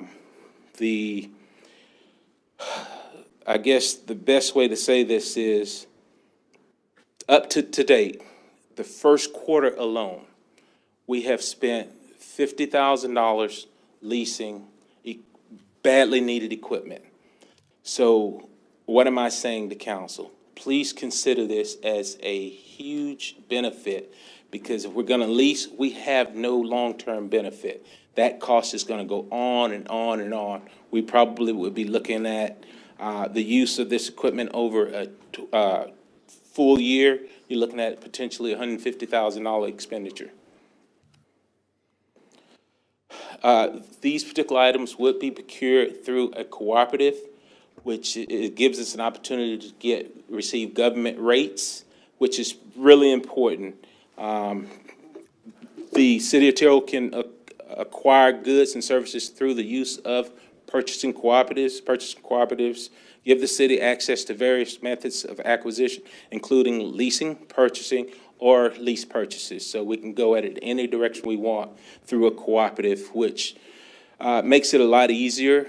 These entities go out and procure pricing prior, so they get the best cost up front, and they pass that cost on to the city, local governments or cities or school districts for that matter. And typically we'll get a price break of about 15 to 20% on the actual cost of the equipment. There are a number of options that can be utilized through cooperatives. We're not married to any of them. We've listed a few of those entities. Obviously, Sourcewell is a cooperative. PACE is a cooperative. Some of you may be familiar with Texas Smart Buy. TIPS is another, and we're members of most of those groups that are on the list. And if we're not, again, there's Buy Board. You probably heard us talk about acquiring or procuring things through the Buy Board. That's on there. One of the things that I found through this process, several of the groups, companies that has heavy equipment, they tend to favor or use Sourcewell, which we've been a member since 2018. So we do have a relationship with those guys ongoing. And again, we're hoping that we can come back to council in February to discuss how we move forward. I'll open up for any questions. So I think on the lease, the rates for lease, what do you know what that is? I've got cost estimates. Yes, I do. I have cost estimates. When will the council be privileged to see those? Well, we can bring those forward on Tuesday, but I can share with you the lease rates for annual costs for the skid steer is $24,995. I rounded up to $25,000. Easy number. The excavator was $34,900 and some change, so I rounded it up to $35,000. Make the numbers easy. I guess what I'm trying to do is make a comparison and figure out what if we were to purchase the equipment through one of our cooperatives, the money saved versus leasing would be of interest probably to the council, right? And then, so if we can take advantage of being associated with the cooperatives and saving some money on interest, that might be the option one if the budget would allow it to, us to purchase them outright, maybe with an extended warranty as an option, so that if you go over the 300 hours or more, if there's something available there. Typically, there won't be a extended warranty through the lease. Okay. We'll have to trade the equipment in and procure a new agreement for a new lease. So that's how that works. So, and typically, we don't want to keep the equipment. Once we reach that point, we'd rather replace it with another piece of equipment, actually. Okay. And Mayor, my message to you would be, the purpose tonight was to give you the highlight and the overview. The next time you see Glenn talking about it, he'll have his specific recommendation. He'll have his cooperative purchasing entity that he's picked, and we'll have a full package for you next time around. Yeah, well, I know that for some people, leasing is certainly an option, but the money that you spend leasing it versus the option of buying it, and then you have equity in that equipment. So if you wanted to trade it in for a new model or sell it and then buy a new model, that might be I don't know without looking at the numbers, but I'm guessing we're going to see all of that. That's correct. Okay, all right. You want to? Yeah. And Mayor, what I can tell you is, I don't know that we're in a position where we can outright purchase the equipment. An excavator is in excess of $150,000. So in this case, you'd be looking at $300,000 for excavators at a one-time upfront cost. With the skid steer, you're looking at probably $120,000, $130,000. Again, don't know that the city has that amount of money that it can outlay in a one-time upfront cost. We'd end up having to finance it one way or another, either through a lease or the issuance of debt through certificates of obligation or something like that. Now, that's going to impact your tax rate, and it's going to impact your INS if you would issue additional debt. With the lease, it wouldn't. But again, you'd have to have some way to get the money up front. And you're going to be spending, interest rates now are 5-6% at least. That's about what we're looking at with the lease as well. Okay. So instead of issuing additional debt and additional certificates of obligation to pay for it and impacting the tax rate, that's why we're exploring the lease option. Got it. The lease purchase, not the flat-out lease. Right, okay, cool. All right, well, when we see the numbers, the hard data on it, then we'll be able to better make a decision, right? Okay, does anybody have any questions, or is there something that you want to request from staff that you would like to see when we are looking at the fleet equipment and the acquisition and/or lease of? I just have a question about the purchasing cooperatives. Do they charge a fee for finding these prices for us? No, ma'am. They'll just, No, there's no fee, and if we actually purchase through one of the cooperatives, we actually satisfy state purchasing requirements. It actually saves us money because we don't have to create RFPs and go out for bid and get those back and evaluate them. By going through the co-ops, it's actually done for us, and we're in compliance with state law. so tell me, the advantage of, purchase, lease, let's see if that's the right term, versus, okay, it sounds like leasing is super expensive right now or something. Because this is my question, like, what changed in the market to make us not to continue to lease? Was something going on several years ago when we started leasing this equipment that now it's not a good idea to lease it? Like, has something changed in the market to make us think that that's not a good option other than just, you said we spent $50,000 over this amount of time? So that just, to me, just sounds a little worrisome if we've been leasing, but all of a sudden, it's not the best option. We're actually recommending a lease purchase. Is the direction we're looking at going, so that we do own the equipment at the end, but doing it through a lease. The $50,000 that Glenn referenced is actually not a lease. It is actually rental of equipment that we're using to backfill the equipment that's been surplus, that was non-functioning. So we actually had equipment in the fleet that wasn't functioning that has now gone away. And in order to get the work done, we need the equipment. And up until this point, they've been renting equipment to have the equipment on site so that it could be used. But we're looking at moving forward into a lease, so we have a more permanent solution, which would be a much cheaper solution. Again, the rental rates are going to be significantly higher than the lease one. So what you're saying is we've been renting equipment. In order to continue work, we've been renting equipment. That's not sustainable for us to move forward. So we need to look at, are we going to lease purchase, or purchase outright? Right, Correct. so, yeah, Gotcha. just walk through your different options there. One is buy it outright. I agree with Mark's analysis of buy it outright. Another one is issue debt for it. That's problematic for a number of reasons related to tax rate issues. Another one is lease purchase, where you're leasing it, but you have the option for an easy acquisition at the end of the lease term. Another one is a traditional lease. So I'd say, and then the last one, the one that nobody likes, is the rental one, which is the one you just mentioned, Mayor. We've been doing that. We don't want to do that anymore. The two that are really competitive that we're going to be looking at, that Mark and Glenn will bring back a recommendation on, is should we do a lease purchase or should we do a lease? And I kind of know where they're going here, but we're going to let them finish their work, and then we'll get over the last hump, and we'll show next meeting, did we get to a lease or did we get to a lease purchase? Do we have a good feel for what other similar sized cities typically do for these purchases? Cities with similar finances and in similar situations? Is typically the lease purchase the way that they go, or do they go with a lease typically, or? It varies depending on a city's position. Every situation varies depending on every city's position. One thing I'll share with council that I want you to keep in mind, many of our manufacturers do not offer a outright lease anymore for this type of equipment.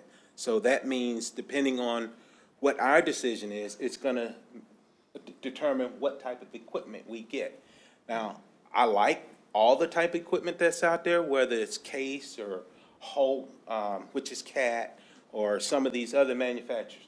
But we do have a preference because of reliability. We like to get the equipment that's going to last and be sustainable long-term. So that may weed out a potential entity that doesn't offer a lease program. So please keep that in mind. And I'm trying to establish a history. Before we leased or rented the equipment, what did we do as a city? If you recall, we had backhoes that we purchased. We own. We own them, and we own them. Some of the, like for an example, I think the last one we sold was a 2009, I believe it was, 2009. We haven't had a new backhoe since 2009, 2010. That's probably way too long for the volume of workload that we have to encounter. That's what I meant by the question. What happened in the market to make us transition to renting? Were rental fees cheaper? Was it just not that much work? And yeah, let me try to answer that, because Glenn said it, but I'm just going to kind of say it again. It wasn't that something good happened in the market that we transitioned from owning it to renting. Mm-hmm. It was bad that the equipment broke down. Glenn had to salvage the equipment, and we hadn't gone through a purchasing or a leasing analysis yet. So obviously, the work still has to keep getting done. So it was bad news when Glenn raised his hand and said, hey, look, this stuff's broken. We should not be fixing this anymore. So rather than plow money into repair bills, Glenn dutifully said, hey, look, I've got a better strategy than paying these repair bills. Let's rent it. We don't want to keep doing that. He's been analyzing exactly what equipment we should get under what purchasing or leasing strategy. And since we're very close to making that recommendation to you, I wanted Mark and Glenn to come forward and say, hey, here's your big picture. And what you're going to see next is that to move away from renting it on a week-to-week basis, we're now going to show up in February and tell you, here's our new strategy. And it's going to be a lease strategy. It'll either be a straight lease or it'll be a lease purchase.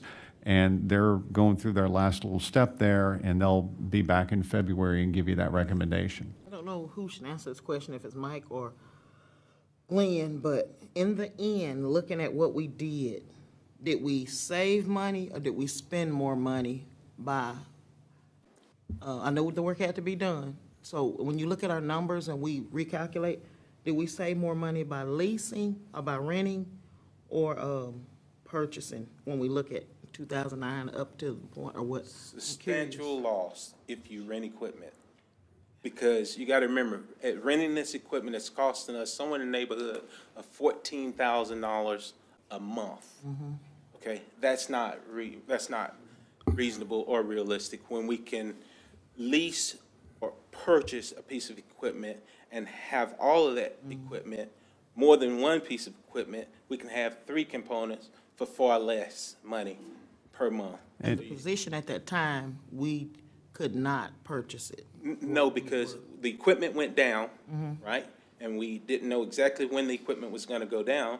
And at the time, we introduced the council, hey, by the way, remember July and November, we started warning and preparing council. We've got equipment that we don't know how much longer we can sustain what we have. And so therefore, we are at that date. We're here.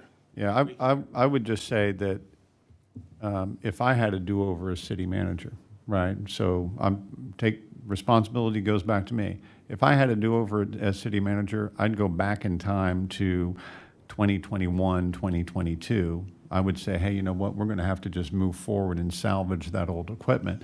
Instead, we kind of push Glenn into this position of having equipment that might fail. And as he's looking at failures of equipment and repair history, he had to raise his hand and say, look, we're just going to have to salvage this thing now. I wish I had been a year earlier to go ahead and say, let's get it out now. Let's go ahead and make the lease purchase now. But we are where we are. And we think that in February, we'll have the recommendation so that we can get the equipment here on a lease or lease paid purchase basis. Because just as a council member, $150,000 doesn't scare me for an excavator, or maybe I'm just crazy, maybe I'm just, but that just doesn't concern me that much when I look at some of the costs of some of the stuff we spend. So maybe I'm just not thinking right on it. But I'll be reaching out to you to talk to you a little more about it. Thank you. Well, real quick, the equipment that you're requesting are equipment that's needed, not equipment that we want. We're going to put it to use, right? So for the mayor and the staff, the council, I'm sure we have to provide the staff with the equipment to be successful throughout the city. And that's why you're coming and requesting what you're requesting. These are replacements for equipment that were surplus, that we actually had at one point, they were taken out of service because they were non-functioning. Right, okay, good. So, go back to the list. Was it 2 excavator or 1 or what? 2 excavators, 1 skid? One skid. So 3 pieces of equipment. That's correct, yes, sir. Certainly, we ought to be able to find within our budget the money to lease purchase that. I don't know what it's going to be, but I would think that we would be able to do I would just give you the preview of the next presentation, which is to say we can afford in this year's budget to do the lease purchase payments associated with the equipment that you're looking at here. Okay. I understand the council's asking, hey, double check whether or not we can just flat out buy it. So I'm hearing Councilwoman down at the end. I heard your comment, Mayor. We'll definitely show you the option of, hey, what if we were to make an outright purchase, and how could that be found in our balances? That's a great request. We'll do that, and we'll incorporate that in what we bring back to you next time around. Yes, Mayor, one question. Does the, in terms of the warranty, unlimited warranty, does it pretty much cover all the repairs that we're normally having to address with the equipment? Mechanical repairs, this is only through the leasing component, right? Only the mechanical repair failures, that's it. But there are issues and things that could go wrong with rental equipment that we may have to cover the cost for. Keep that in mind. It's not bumper to bumper. You hear bumper to bumper on cars. That's not the way equipment leases work. That's not how they work. If we move forward with the lease purchase or the lease, are we still going to be renting equipment? No, sir, by no means. Okay, so that line item or that money can be used for this purpose, for the lease purchase? 100% correct. Okay, I got you. We're Okay, paying got it every month, far more than what this is going to cost us right now. Okay. Because I'm thinking of this, if we're already paying 14 grand a month, I know times 10 is 140, plus 28 is 168. That's just, my budget might be just messed up in the way my numbers work, but I'm just thinking it's possible. But is there any way, I'm not trying to squeeze you too much, but you have to have 2 backhoes. It's just like, that's what you got to have. To take care of our citizens and the work that's necessary. With the growth and development of our city and the expectations of council, let alone the citizens, it's warranted. Yes, I got you ma'am. with the growth that's coming, but right now, if we could, if this was a perfect world, you got to have 2. if it was a Say that, perfect it's what it world, is. I think I'd have the support for 3. That's what I was just getting ready to go with, and. We need to know that, because we the one that make the decisions about that. Right. So we need to know that. If 3 is the number, we need to know that to be realistic. That's how I like to just face things. Between FY '24 through '26, through the strategic plan, I think we really look closely, and I feel confident that our ask meets that demand. Now, after we consider the 27 on our next strategic plan, it may look totally different than today. Yes, Ms. Councilwoman. Thank you so much. Mark and Glenn, something I'd like to see in the recommendation as we look at the lease purchase versus a right-out purchase option is the warranty on the outright purchase. It's my understanding if it takes us, 2 or 3 years to purchase, to do a lease purchase, then I'm assuming that comes with the warranty should we have an issue with one of the machines. So that's what I would be interested in looking to take into account any additional expenses that we may have if something breaks down. Purchase is typically a 2-year warranty. 2-year warranty. Purchase on this type of equipment is 2-year warranty.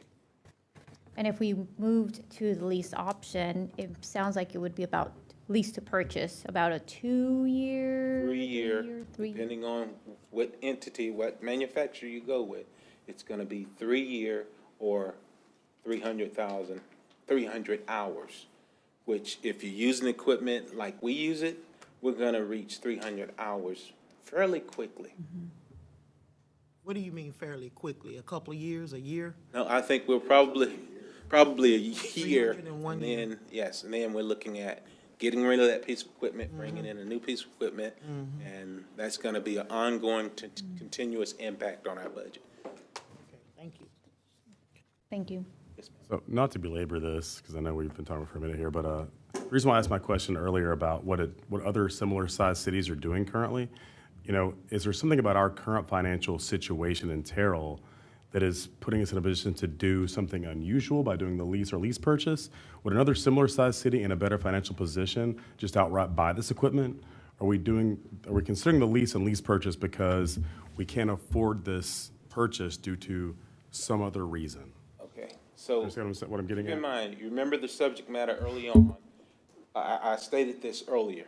You have a lease, you have a lease purchase, which in essence is a purchase.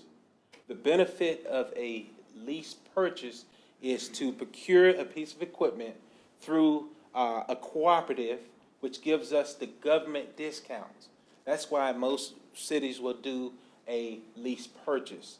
And then the end of the term, you either pay $1 to own it, or you pay $500 to own it. So ultimately, you're gonna own the equipment. So this is very common practice in Yes, similar sir. sized cities. That's what I'm at. Yeah, okay. Yes, sir. Okay. And I can't speak to cities this size. I can speak to cities that are a little bit larger because of my background and where I've come from.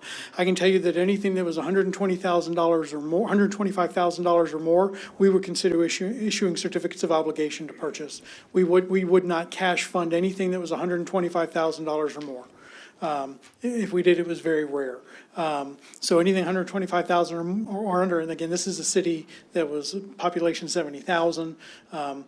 Again, we would look at anything 125 or under, we'd look at cash funding.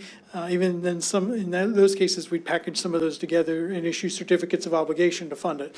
That was kind of the norm for North Richland Hills, is they would issue certificates of obligation to fund the equipment. An excavator, something like that, 150, 300,000, ambulance, fire engine, those types of things, we never cash funded those. We always issued debt. But then there's a trade-off there doing that. To the north of us was the city of Keller. They leased their entire white fleet. So all of their trucks, they just leased them, and I think they were leasing their dump trucks. And so a little bit larger city, that it's not an uncommon practice. It's actually, within the last probably 5 to 10 years, it's been more of a push towards leases as those opportunities became available.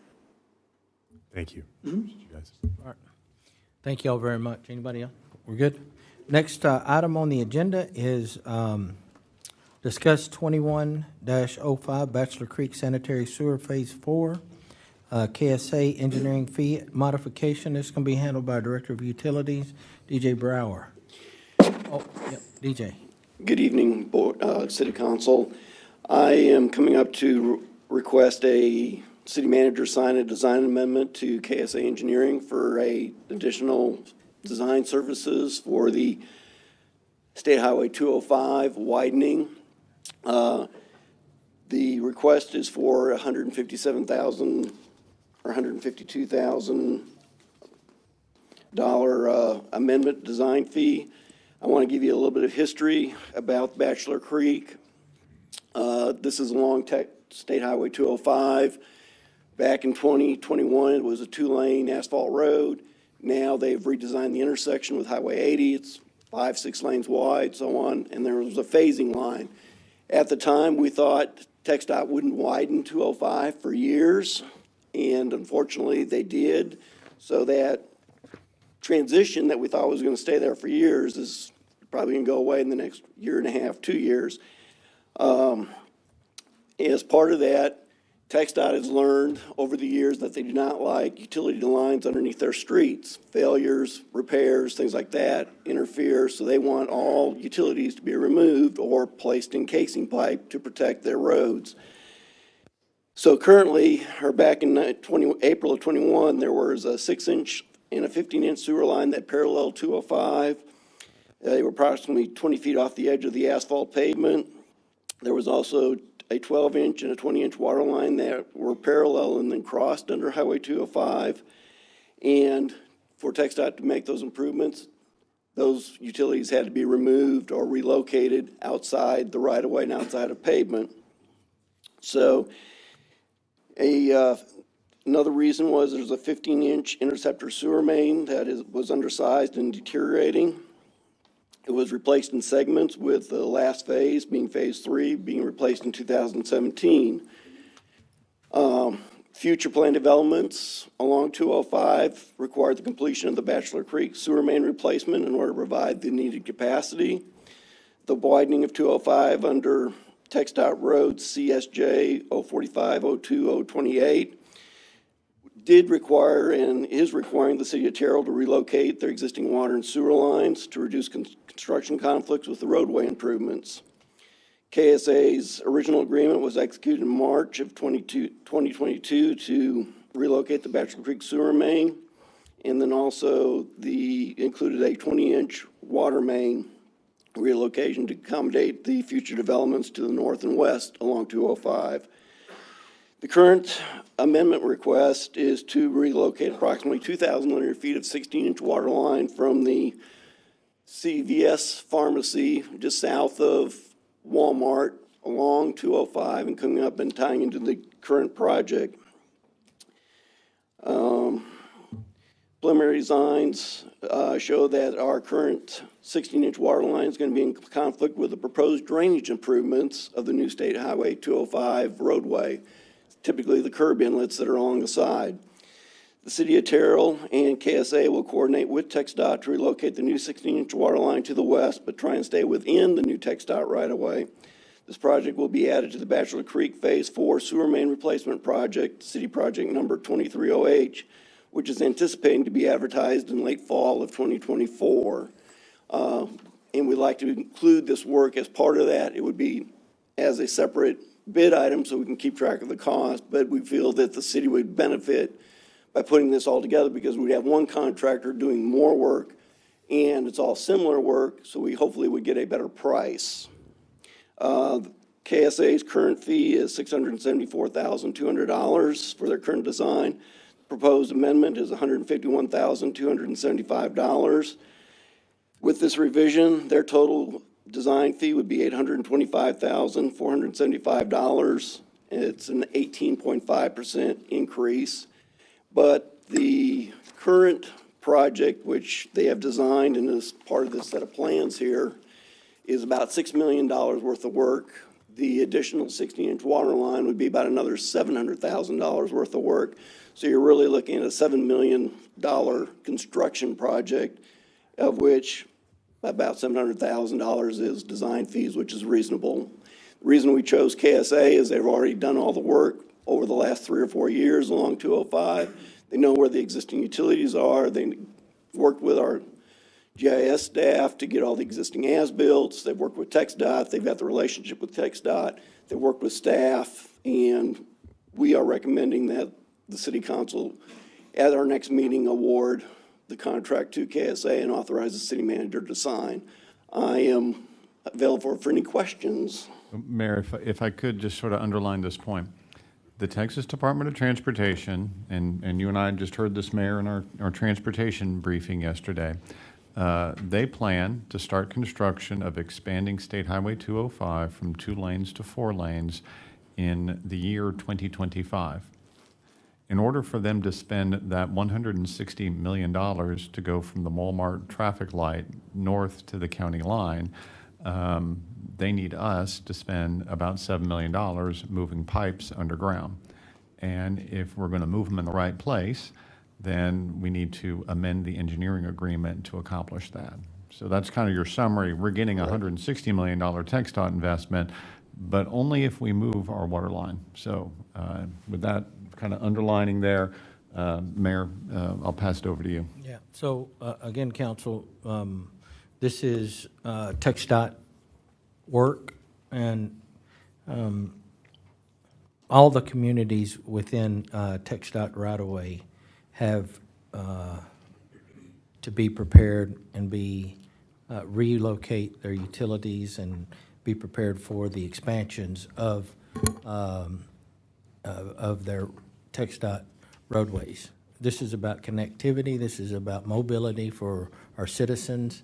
So I think the investment of the $151,275, that's a not to exceed number. Correct.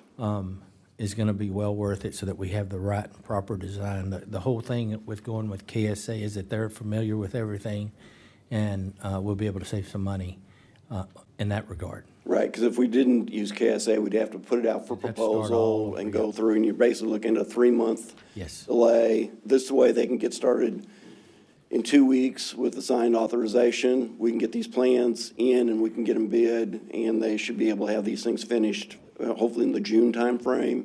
And we can look at bidding the Phase 4 project with that additional work and hopefully come to you guys with a request for award sometime in late fall. Right. And how TxDOT works, they're going to work with those communities that are prepared and ready. So we need to be ready for them when they pull the trigger on this. Okay. Does anybody have any questions, comments? I have a question. Thank you, DJ. My question is around the funding that would be coming out of Certificate of Obligation 2023B, because we have a couple different certificates of obligations. Reminds me, what other projects are within the CO 2023?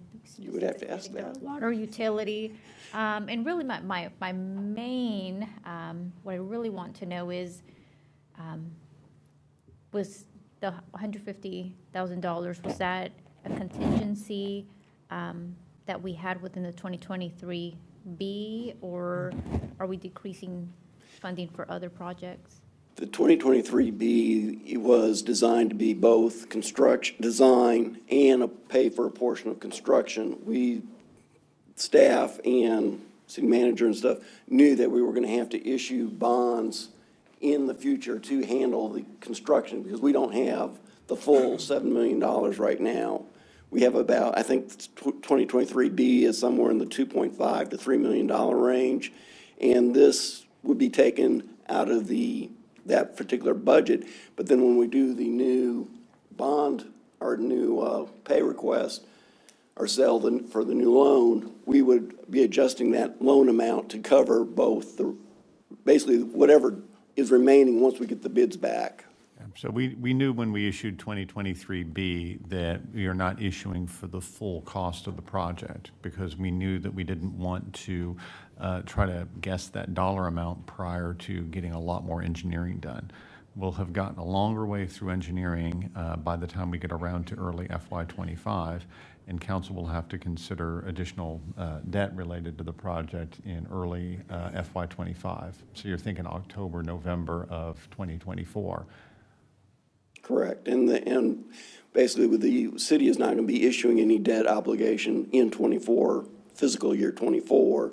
So we will be postponing and not actually having to repay that debt till technically 2025 fiscal year, end of 2025, 26 fiscal year. Okay. Thank you. Anybody else? Anyone else? And that will come back to us when? Our Our next next meeting. meeting? Next meeting. Okay, cool. All right. Our next item on the agenda is discuss Police Department narcotics program. This is going to be our interim chief, Harley Sampson. Good evening, Mayor and Council. Good to be before you again. I want to take your minds back to the summer of last year. We were at our police facility, and one of the members of your board and council here, Ms. Velasquez, made a request. She asked that she would have more information about our narcotics unit, about how it functions, about some of the drugs that we are seeing on our streets, and to hear a few of our success stories. So this is not an action item. It's just an informative message at your request. I want to try to be responsive. If y'all have things like that you want to see or want more information about, we've got qualified staff. And so we'll be glad to prepare those things for you. Today, we have Lieutenant Jeremy Mack. He has 24 years of service with the Terrell Police Department. He has done over 20 years of that service in that field of narcotics. So he'll be available to answer questions. We're going to go through the slides pretty quickly. It's a 1,000-foot view. We're not going to spend a lot of time on things that you are familiar with and you've seen. So be prepared with your questions, and he'll be glad to answer them. Go ahead, Jeremy. This is going to be a quick overview of how the narcotics unit functions on a daily basis.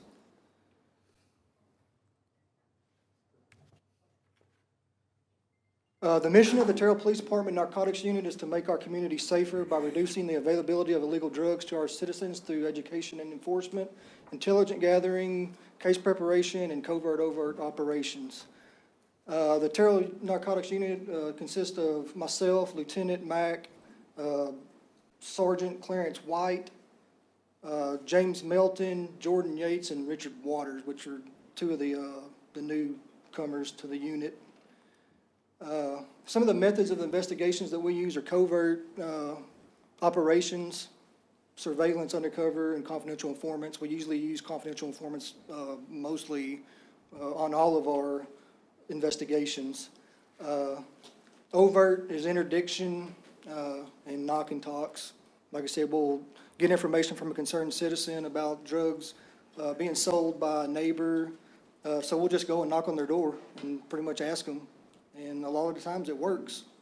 You know, I guess it's just the intimidation of the uniform, and they just give us the information. Also, overdose. We interview the overdosee or maybe a family member or something and gather information that way, and which leads to search warrants to the possible dealer in that circumstance. Intelligence gathering, like I said, it's interviews, citizen contacts, tips called in by concerned citizens. That's mostly what we deal with, or information that we get from confidential informants and concerned citizens in the community. The current drug trends in Terrell, of course, it's drug paraphernalia, used to ingest, inhale, inject, smoke, and all that. This is just some examples of drug paraphernalia. Common household items, spoons, you know, pipes, and stuff like that. Marijuana, we all know what marijuana is. I'm not going to go into a lot of detail on that, but we see a lot of marijuana in the city. THC carts, I'm going to hit on this a little bit because it's a pretty big deal in our schools right now. It's a concentrate, so it's probably 5 or 6 times more potent than like a puff on a marijuana cigarette or something like that. So we're seeing a lot of that in our schools now. THC marijuana edibles, that's another thing. They're packaging it like candy.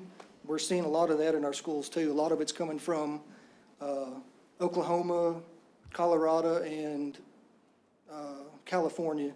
And like I said, it's mostly for the presented to the kids. Cocaine, we all know what cocaine is. We see it in different forms, powder cocaine and crack cocaine. I'm not going to go into a lot of detail on that, but that's how it's packaged from when it comes from like Mexico or Colombia or wherever. It's in a kilo form, and then it's broken down by the dealer and sold in smaller amounts. This is just some ways that you can ingest it. Like I said, those are the kilos, and that's how they're the markings on there from whatever cartel is creating and distributing the illegal narcotics. That's just their mark, so that you know where it comes from, what cartel it comes from. Just some more forms of the kilos and all that. I'm not going to go through all that. Crack cocaine, we see a lot of crack cocaine. That's a derivative of powder cocaine. It's made up, and we see a lot of it in the city. It's also referred to as hard or rock, and it's a real quick high. It only lasts 5-10 minutes, and then it goes away. That's what crack cocaine looks like. It's usually sold in like $5 rocks, $10 rocks, and $25 rocks is what we see. And that's the pipe that you smoke it in. Just some more pictures. Those are cookies, what they're referred to as cookies. They boil it in a pot with other ingredients, and it comes out, and that's why it looks like a cookie, is why it's referred to as a cookie. Methamphetamine, this is a lot of what we see a lot more of this probably than anything else. And it can be injected, smoked, snorted, or eaten. A lot of the stuff what we're seeing now is they're taking the shards and they're eating it. And it's just a quicker way to get to the brain other than smoking it. And that's what when I refer to it as shards, that's what it looks like. It looks like ice. That's what they call it, is ice, because it looks like ice. And when you go into some of the stores here in Terrell, you'll see these little pipes. It's got the little bowl on it with the pipe, and they got roses in them. That's how they sell them legally, is they use it as a decorative device. So that's how they get around selling it, but the only use for it is to smoke methamphetamine out of it. These are some of the bust. It comes in usually kilos too. Kilos or pounds. And that's what some of the bigger shards look like. And what they'll do is they'll break it down and sell it in usually quarters or like a 50 bag or something like that. This is some more pictures of paraphernalia that you use for meth. Like I said, it's usually pounds or kilos is how they're distributed. Then the drug dealer will take it and break it down, sell it in smaller amounts. This is some pictures of people that have taken methamphetamine. Like I said, it could take 3 months to go from the first picture to the second picture. It's just all the chemicals in there that eats up the face, breaks down the enamel on the teeth, and that's why their teeth rot out and look like that. Inhalants, we see this a lot with the younger kids still. They mostly like the gold paint. I don't know why, but they always go toward the gold paint, but they use it to huff that and like the computer desktop cleaner spray. I'm not going to go through any of that. Prescription pills is probably, pharmaceuticals is probably the main thing that we deal with because we get it in almost every drug bust that we encounter, and it's because it's readily available in everybody's house. I mean, everybody has a medicine cabinet with it in there. The kids will take it, and they'll take one or two at a time so they, it's not noticed. And like I said, it's just ready available. You can get it anywhere.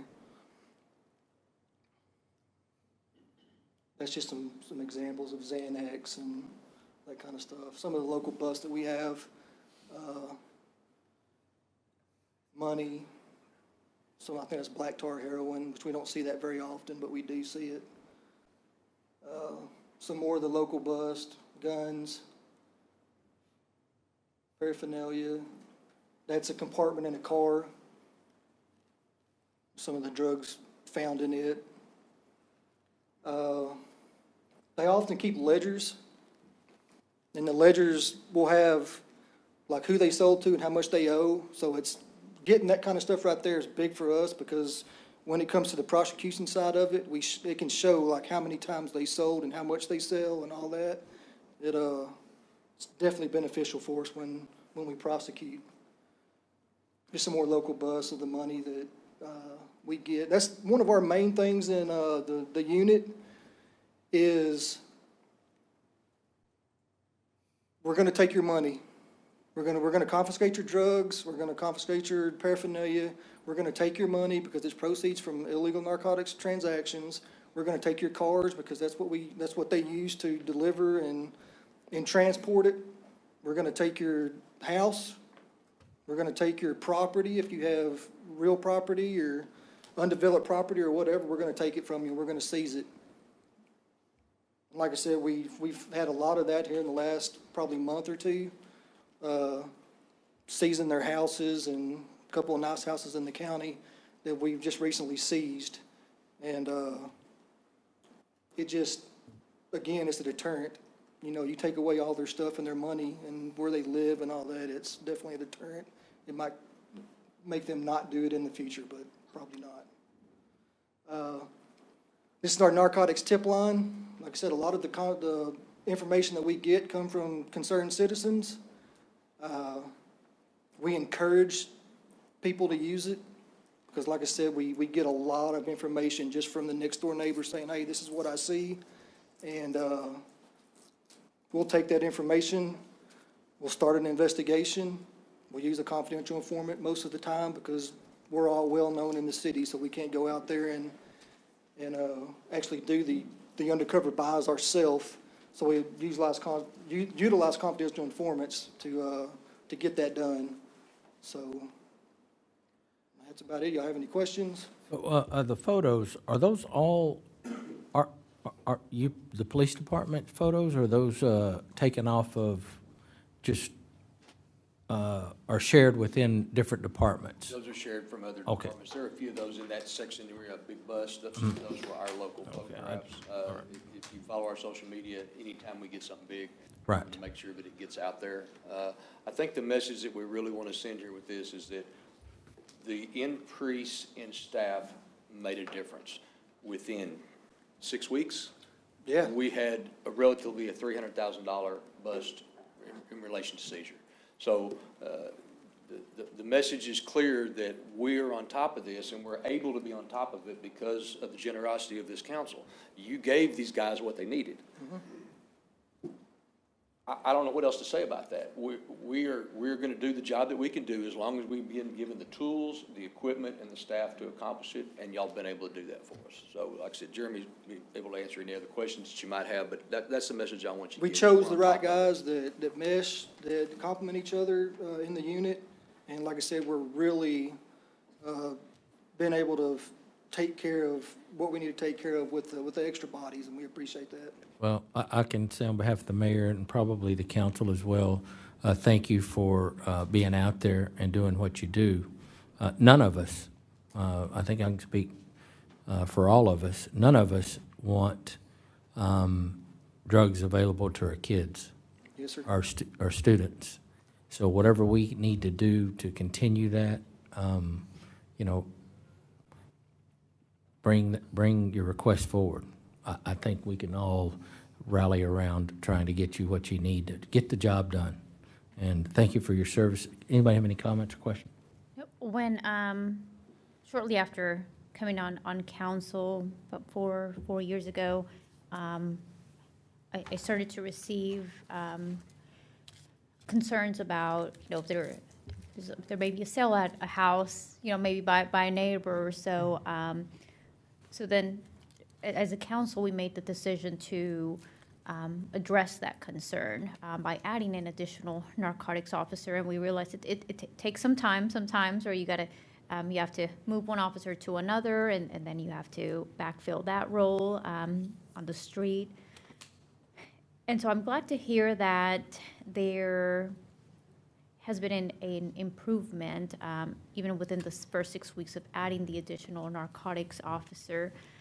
If we could grade like from a 1 to a 10, where we were right before getting the narcotics officer, and then again, rate from 1 to 10, where we feel we are right now in addressing what is in our control by removing the drugs, the drug bust in the city of Terrell today.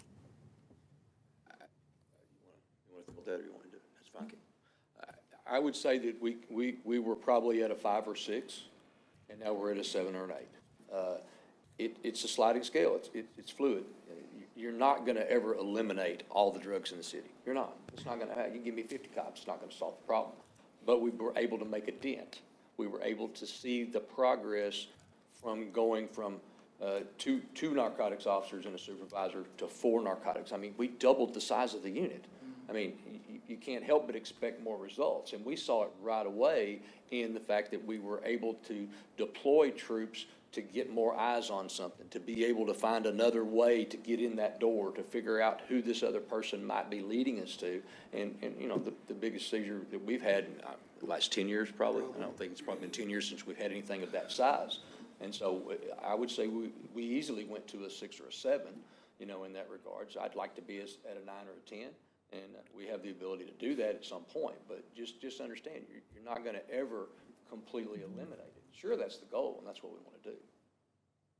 And this is my final question, because I do see both a park board member, Mr. Malone, and a TISD engagement staff member. But as you know, and while I realize they have their own police department as well within the school district, but if we were looking at like the school district or any community partner, and a nonprofit, that wanted like a presentation for their audience on what do drugs look like now? Because when I saw first started looking through the presentation, I thought, okay, well I know what most drugs are, but it's changed, right? Like the Jolly Ranchers or what students maybe using to smoke, that has changed from when I remember being in high school. And so are we available to offer those type of presentations if the community asked for them? Yes, ma'am. We by having an extra 2 bodies, you know, we can always deploy somebody in that deal. And there are other members of the staff that could make those type of presentations. You know, I can do those. My captains are capable of making those kind of presentations. So if anybody needs one of those, we're certainly able and willing to accomplish that goal. Thank you. I like for our citizens to hear this too. When you make those kind of busts and we get the money, what happens to that? What's the process as far as the law is required? We can use the money for several things, to buy equipment for the department, for extra training. There's really not a limit on what we can use it for. That's the great news. It goes into the drug asset forfeiture account, and it is completely up to the discretion of the department head about what they spend that for. There's no caveat that says you have to spend it on X, you have to spend it on Y. And so a good example this year, I'm able to send the entire team to the narcotics conference. Didn't cost the city a penny. Came from our drug asset money. Now, you know, you don't want to make a habit of supplanting the budget. You want to have those things, you know, planned out and know. But in this case, normally I would only be able to send 2. I got to send the whole unit plus our canine officer. And it didn't cost the city a penny. So we like to brag about those things. And believe me, when we get a big bust, it's going to be all over our social media. It's all going to be over our local media coverage, because we want them to know, hey, this is what happens. You do drugs in our town, we're going to find you, we're going to get you, and we're going to take your stuff. And what is that fund called? The drug asset what? Drug asset forfeiture account. Thank you. Chief, you know, as a fireman and paramedic in Dallas, I work alongside the police a lot with drug-related incidents. And, you know, one of the things that I see a lot in that community is police being understaffed to the point of not being able to do proactive policing, just sort of having to react and not being able to kind of do more proactive investigative policing. Do you feel at this point you have the manpower to be able to kind of to be more proactive as far as, you know, pursuing leads, you know, once you do a bust, being able to drill down and say where these drugs come from, who was the supplier? Are you able to kind of pursue these things at a deeper level at this point, or? In the specialized units, yes. Mr. Sims and I have already talked about, you know, a strategic plan going forward for increasing staff at the patrol level. I think that's our weakness right now, not that the patrol staff's not capable and competent, they just don't have enough people to accomplish the goal, because what we've typically done is we've robbed ourselves. We needed to create additional people in this unit. So what do? You hire 2 more cops. You gave me 2 more cops. We raise them up. They graduate the academy. They complete the field training. And then we go, oh, well, now we got to take them over here. What we have to do if we're going to maintain any level of success in the battle on crime, you're going to have to give us the things that we need to be above that, not at that. A quick example, when I was the lieutenant over the patrol division in 2007, I had 22 patrol officers. I've got 20 patrol officers today. See the comparison? That's a lot of years. And we didn't go backwards entirely. We just went backwards in that one unit. Those are the guys that are busting the calls. That's the people that are going to be able to be proactive about enforcing roles. You know, in the specialized units, we're doing pretty good. You know, our CID is stronger than it's ever been. Our narcotics division is stronger than it's ever been, number-wise, and being accomplished and getting the things done. It's the patrol area that I want to spend some time working on improving and staffing that. And I'll give you another example of that. We don't want to rob from the patrol department. We don't want to rob from the narcotics department. Whenever we work with the county will want us to join in FY25 the county gang task force. Well, that's going to mean we're going to have to pick an officer, deploy an officer. They might eventually be 2 officers. We have to fund that. We have to make sure that we are bringing that forward so that you can see how that fits in the budget, because I certainly can't keep doing successful things in the narcotics unit if I give 2 of my narcotics officers to the county for countywide gang enforcement. I need to add to tackle that and have that cooperation. And so that's going to be the theme you're going to hear from Marley and I as we move forward. You've really, really got to make sure that you do that. I do want to say one thing, Mayor, if it's okay, and that would be, it would be remiss of me not to say a big thank you to Jeremy Mack, because I'm always going to recognize that the very first week I started here back in March of 2008, he was kind enough to give me some education on what the narcotics world was all about. And so I always appreciate that, and I always want to thank you for that, because I think you've really done a great job for us over the years that you've been here. I very much admire what you've been able to do for us. So I just want to recognize that and thank you for that, sir. Thank you. Just kind of drilling down on that question I had a moment ago, though. So you mentioned that, say, methamphetamine is one of the most common drugs in Terrell. In that particular case, say, do we have a good idea of whether the source of that is something happening locally or external sources, or kind of is it a mix of those things? It's a combination of both. Combination of both? Okay. We were working with Mesquite, was that Wednesday, Thursday last week, and that was like 15 kilos of meth. That is enormous. Enormous. I have personally never seen that much meth in my life. So it's coming into our city. In this case, it was on the outskirts of a city, very similar to the previous bust that the mayor and I discussed. You know, but if it's on our outskirts, it's in our city. It's in our city. But you feel that with our current policing strategy and staffing levels, we're trending downward currently with our drug use and trafficking, or where are we currently, and what direction are we going in? I think we're climbing. It's climbing. The drug use and trafficking is climbing? No, I think the way that we are approaching it and eradicating it is climbing. Okay. Because like I said, the extra people that we got, we can break our unit up into, you know, say 2 separate groups to go out and attack, you know, this part of the city or this part of the city. And so I think it's more or less. What you want locally is for those bad actors to think of Terrell as a place where you don't want to be because of the the success we've had in busting these guys, right? I hear it daily from some of the actors. They'll post on social media and stuff. It's like, stay out of Terrell. We want to put pressure on them. Good, that's good. Yeah, we see it daily. Right, good, And that's the image we want, you know. Yes. We want them to know, don't mess around down here. exactly. Good, job well done. Thank you, guys. Thank you. Thanks, guys. Appreciate it very much. Our next item on the agenda is to discuss ordinance number 3022, an ordinance of the City Council of City of Terrell, Texas, granting SciEnergy, a Texas corporation, its successors, and assigns a franchise to construct, maintain, and operate pipelines and equipment in the city of Terrell, Kaufman County, Texas, for the transportation, delivery, sale, and distribution of gas in, out of, and through said city for all purposes, providing for the payment of a fee or change for the use of the public right-of-ways, and providing that such fee shall be in lieu of other fees and charges, accepting ad valorem taxes, and repealing all previous gas franchise ordinances. This is by our City Secretary, Don Stahl. Mayor and Council, ordinance number 3022 will basically establish a 5% franchise fee to be paid to the City of Terrell for the use of our streets and public right-of-ways by SciEnergy. SciEnergy is a natural gas company that began in 1998 in a rural area near Houston. And today they have thousands of customers, and they want to expand into our area, this area of Texas. And there's no exclusivity clause in the Atmos contract, so this will just create some competition. Okay. And this will come back next week as an action item. And so they will compete with Atmos Gas for customers? Yes. Okay.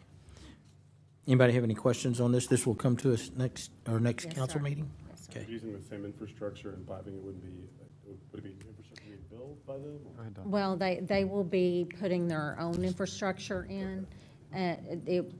They're now targeting some of the new housing developments, so they'll be putting their own infrastructure in. So they may not be going after our existing customers. It's the Correct. new customers that they're interested in. Correct. Got it. So we will see this at our next council meeting. Our next item on the agenda is consent agenda. We may consider all of these items at once if no one wishes to pull anything off. Is there a motion on the consent agenda? Motion to accept consent agenda. Motion, is there a second? Second. We have a motion from Mayor Ronnie Velasquez, Mayor Pro Tem District 3, a second from Grady Simpson, District 2, to accept the consent agenda as presented. Is there any further discussion? Hearing none, all those in favor, let it be known by stating aye. Aye. Any opposed? Motion carries. Our next item on the agenda is 8.1, receive Star Transit ridership report. Council, if you would just review that. If you have any questions or comments, reach out to Mike on that, our city manager. At this time, we're going to adjourn into executive session in accordance with Section 551 of the Texas Government Code to discuss the following. Section 551.072, deliberations regarding real property. Section 551.074, personnel matters.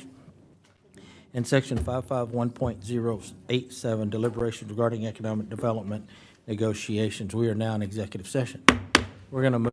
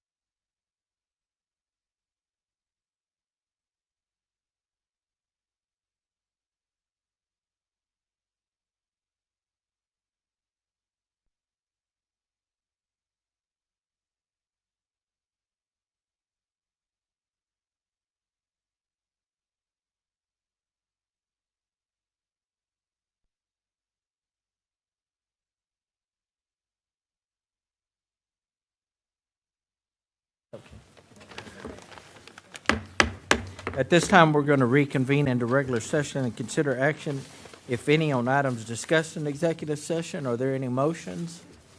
Hearing none, we're adjourned.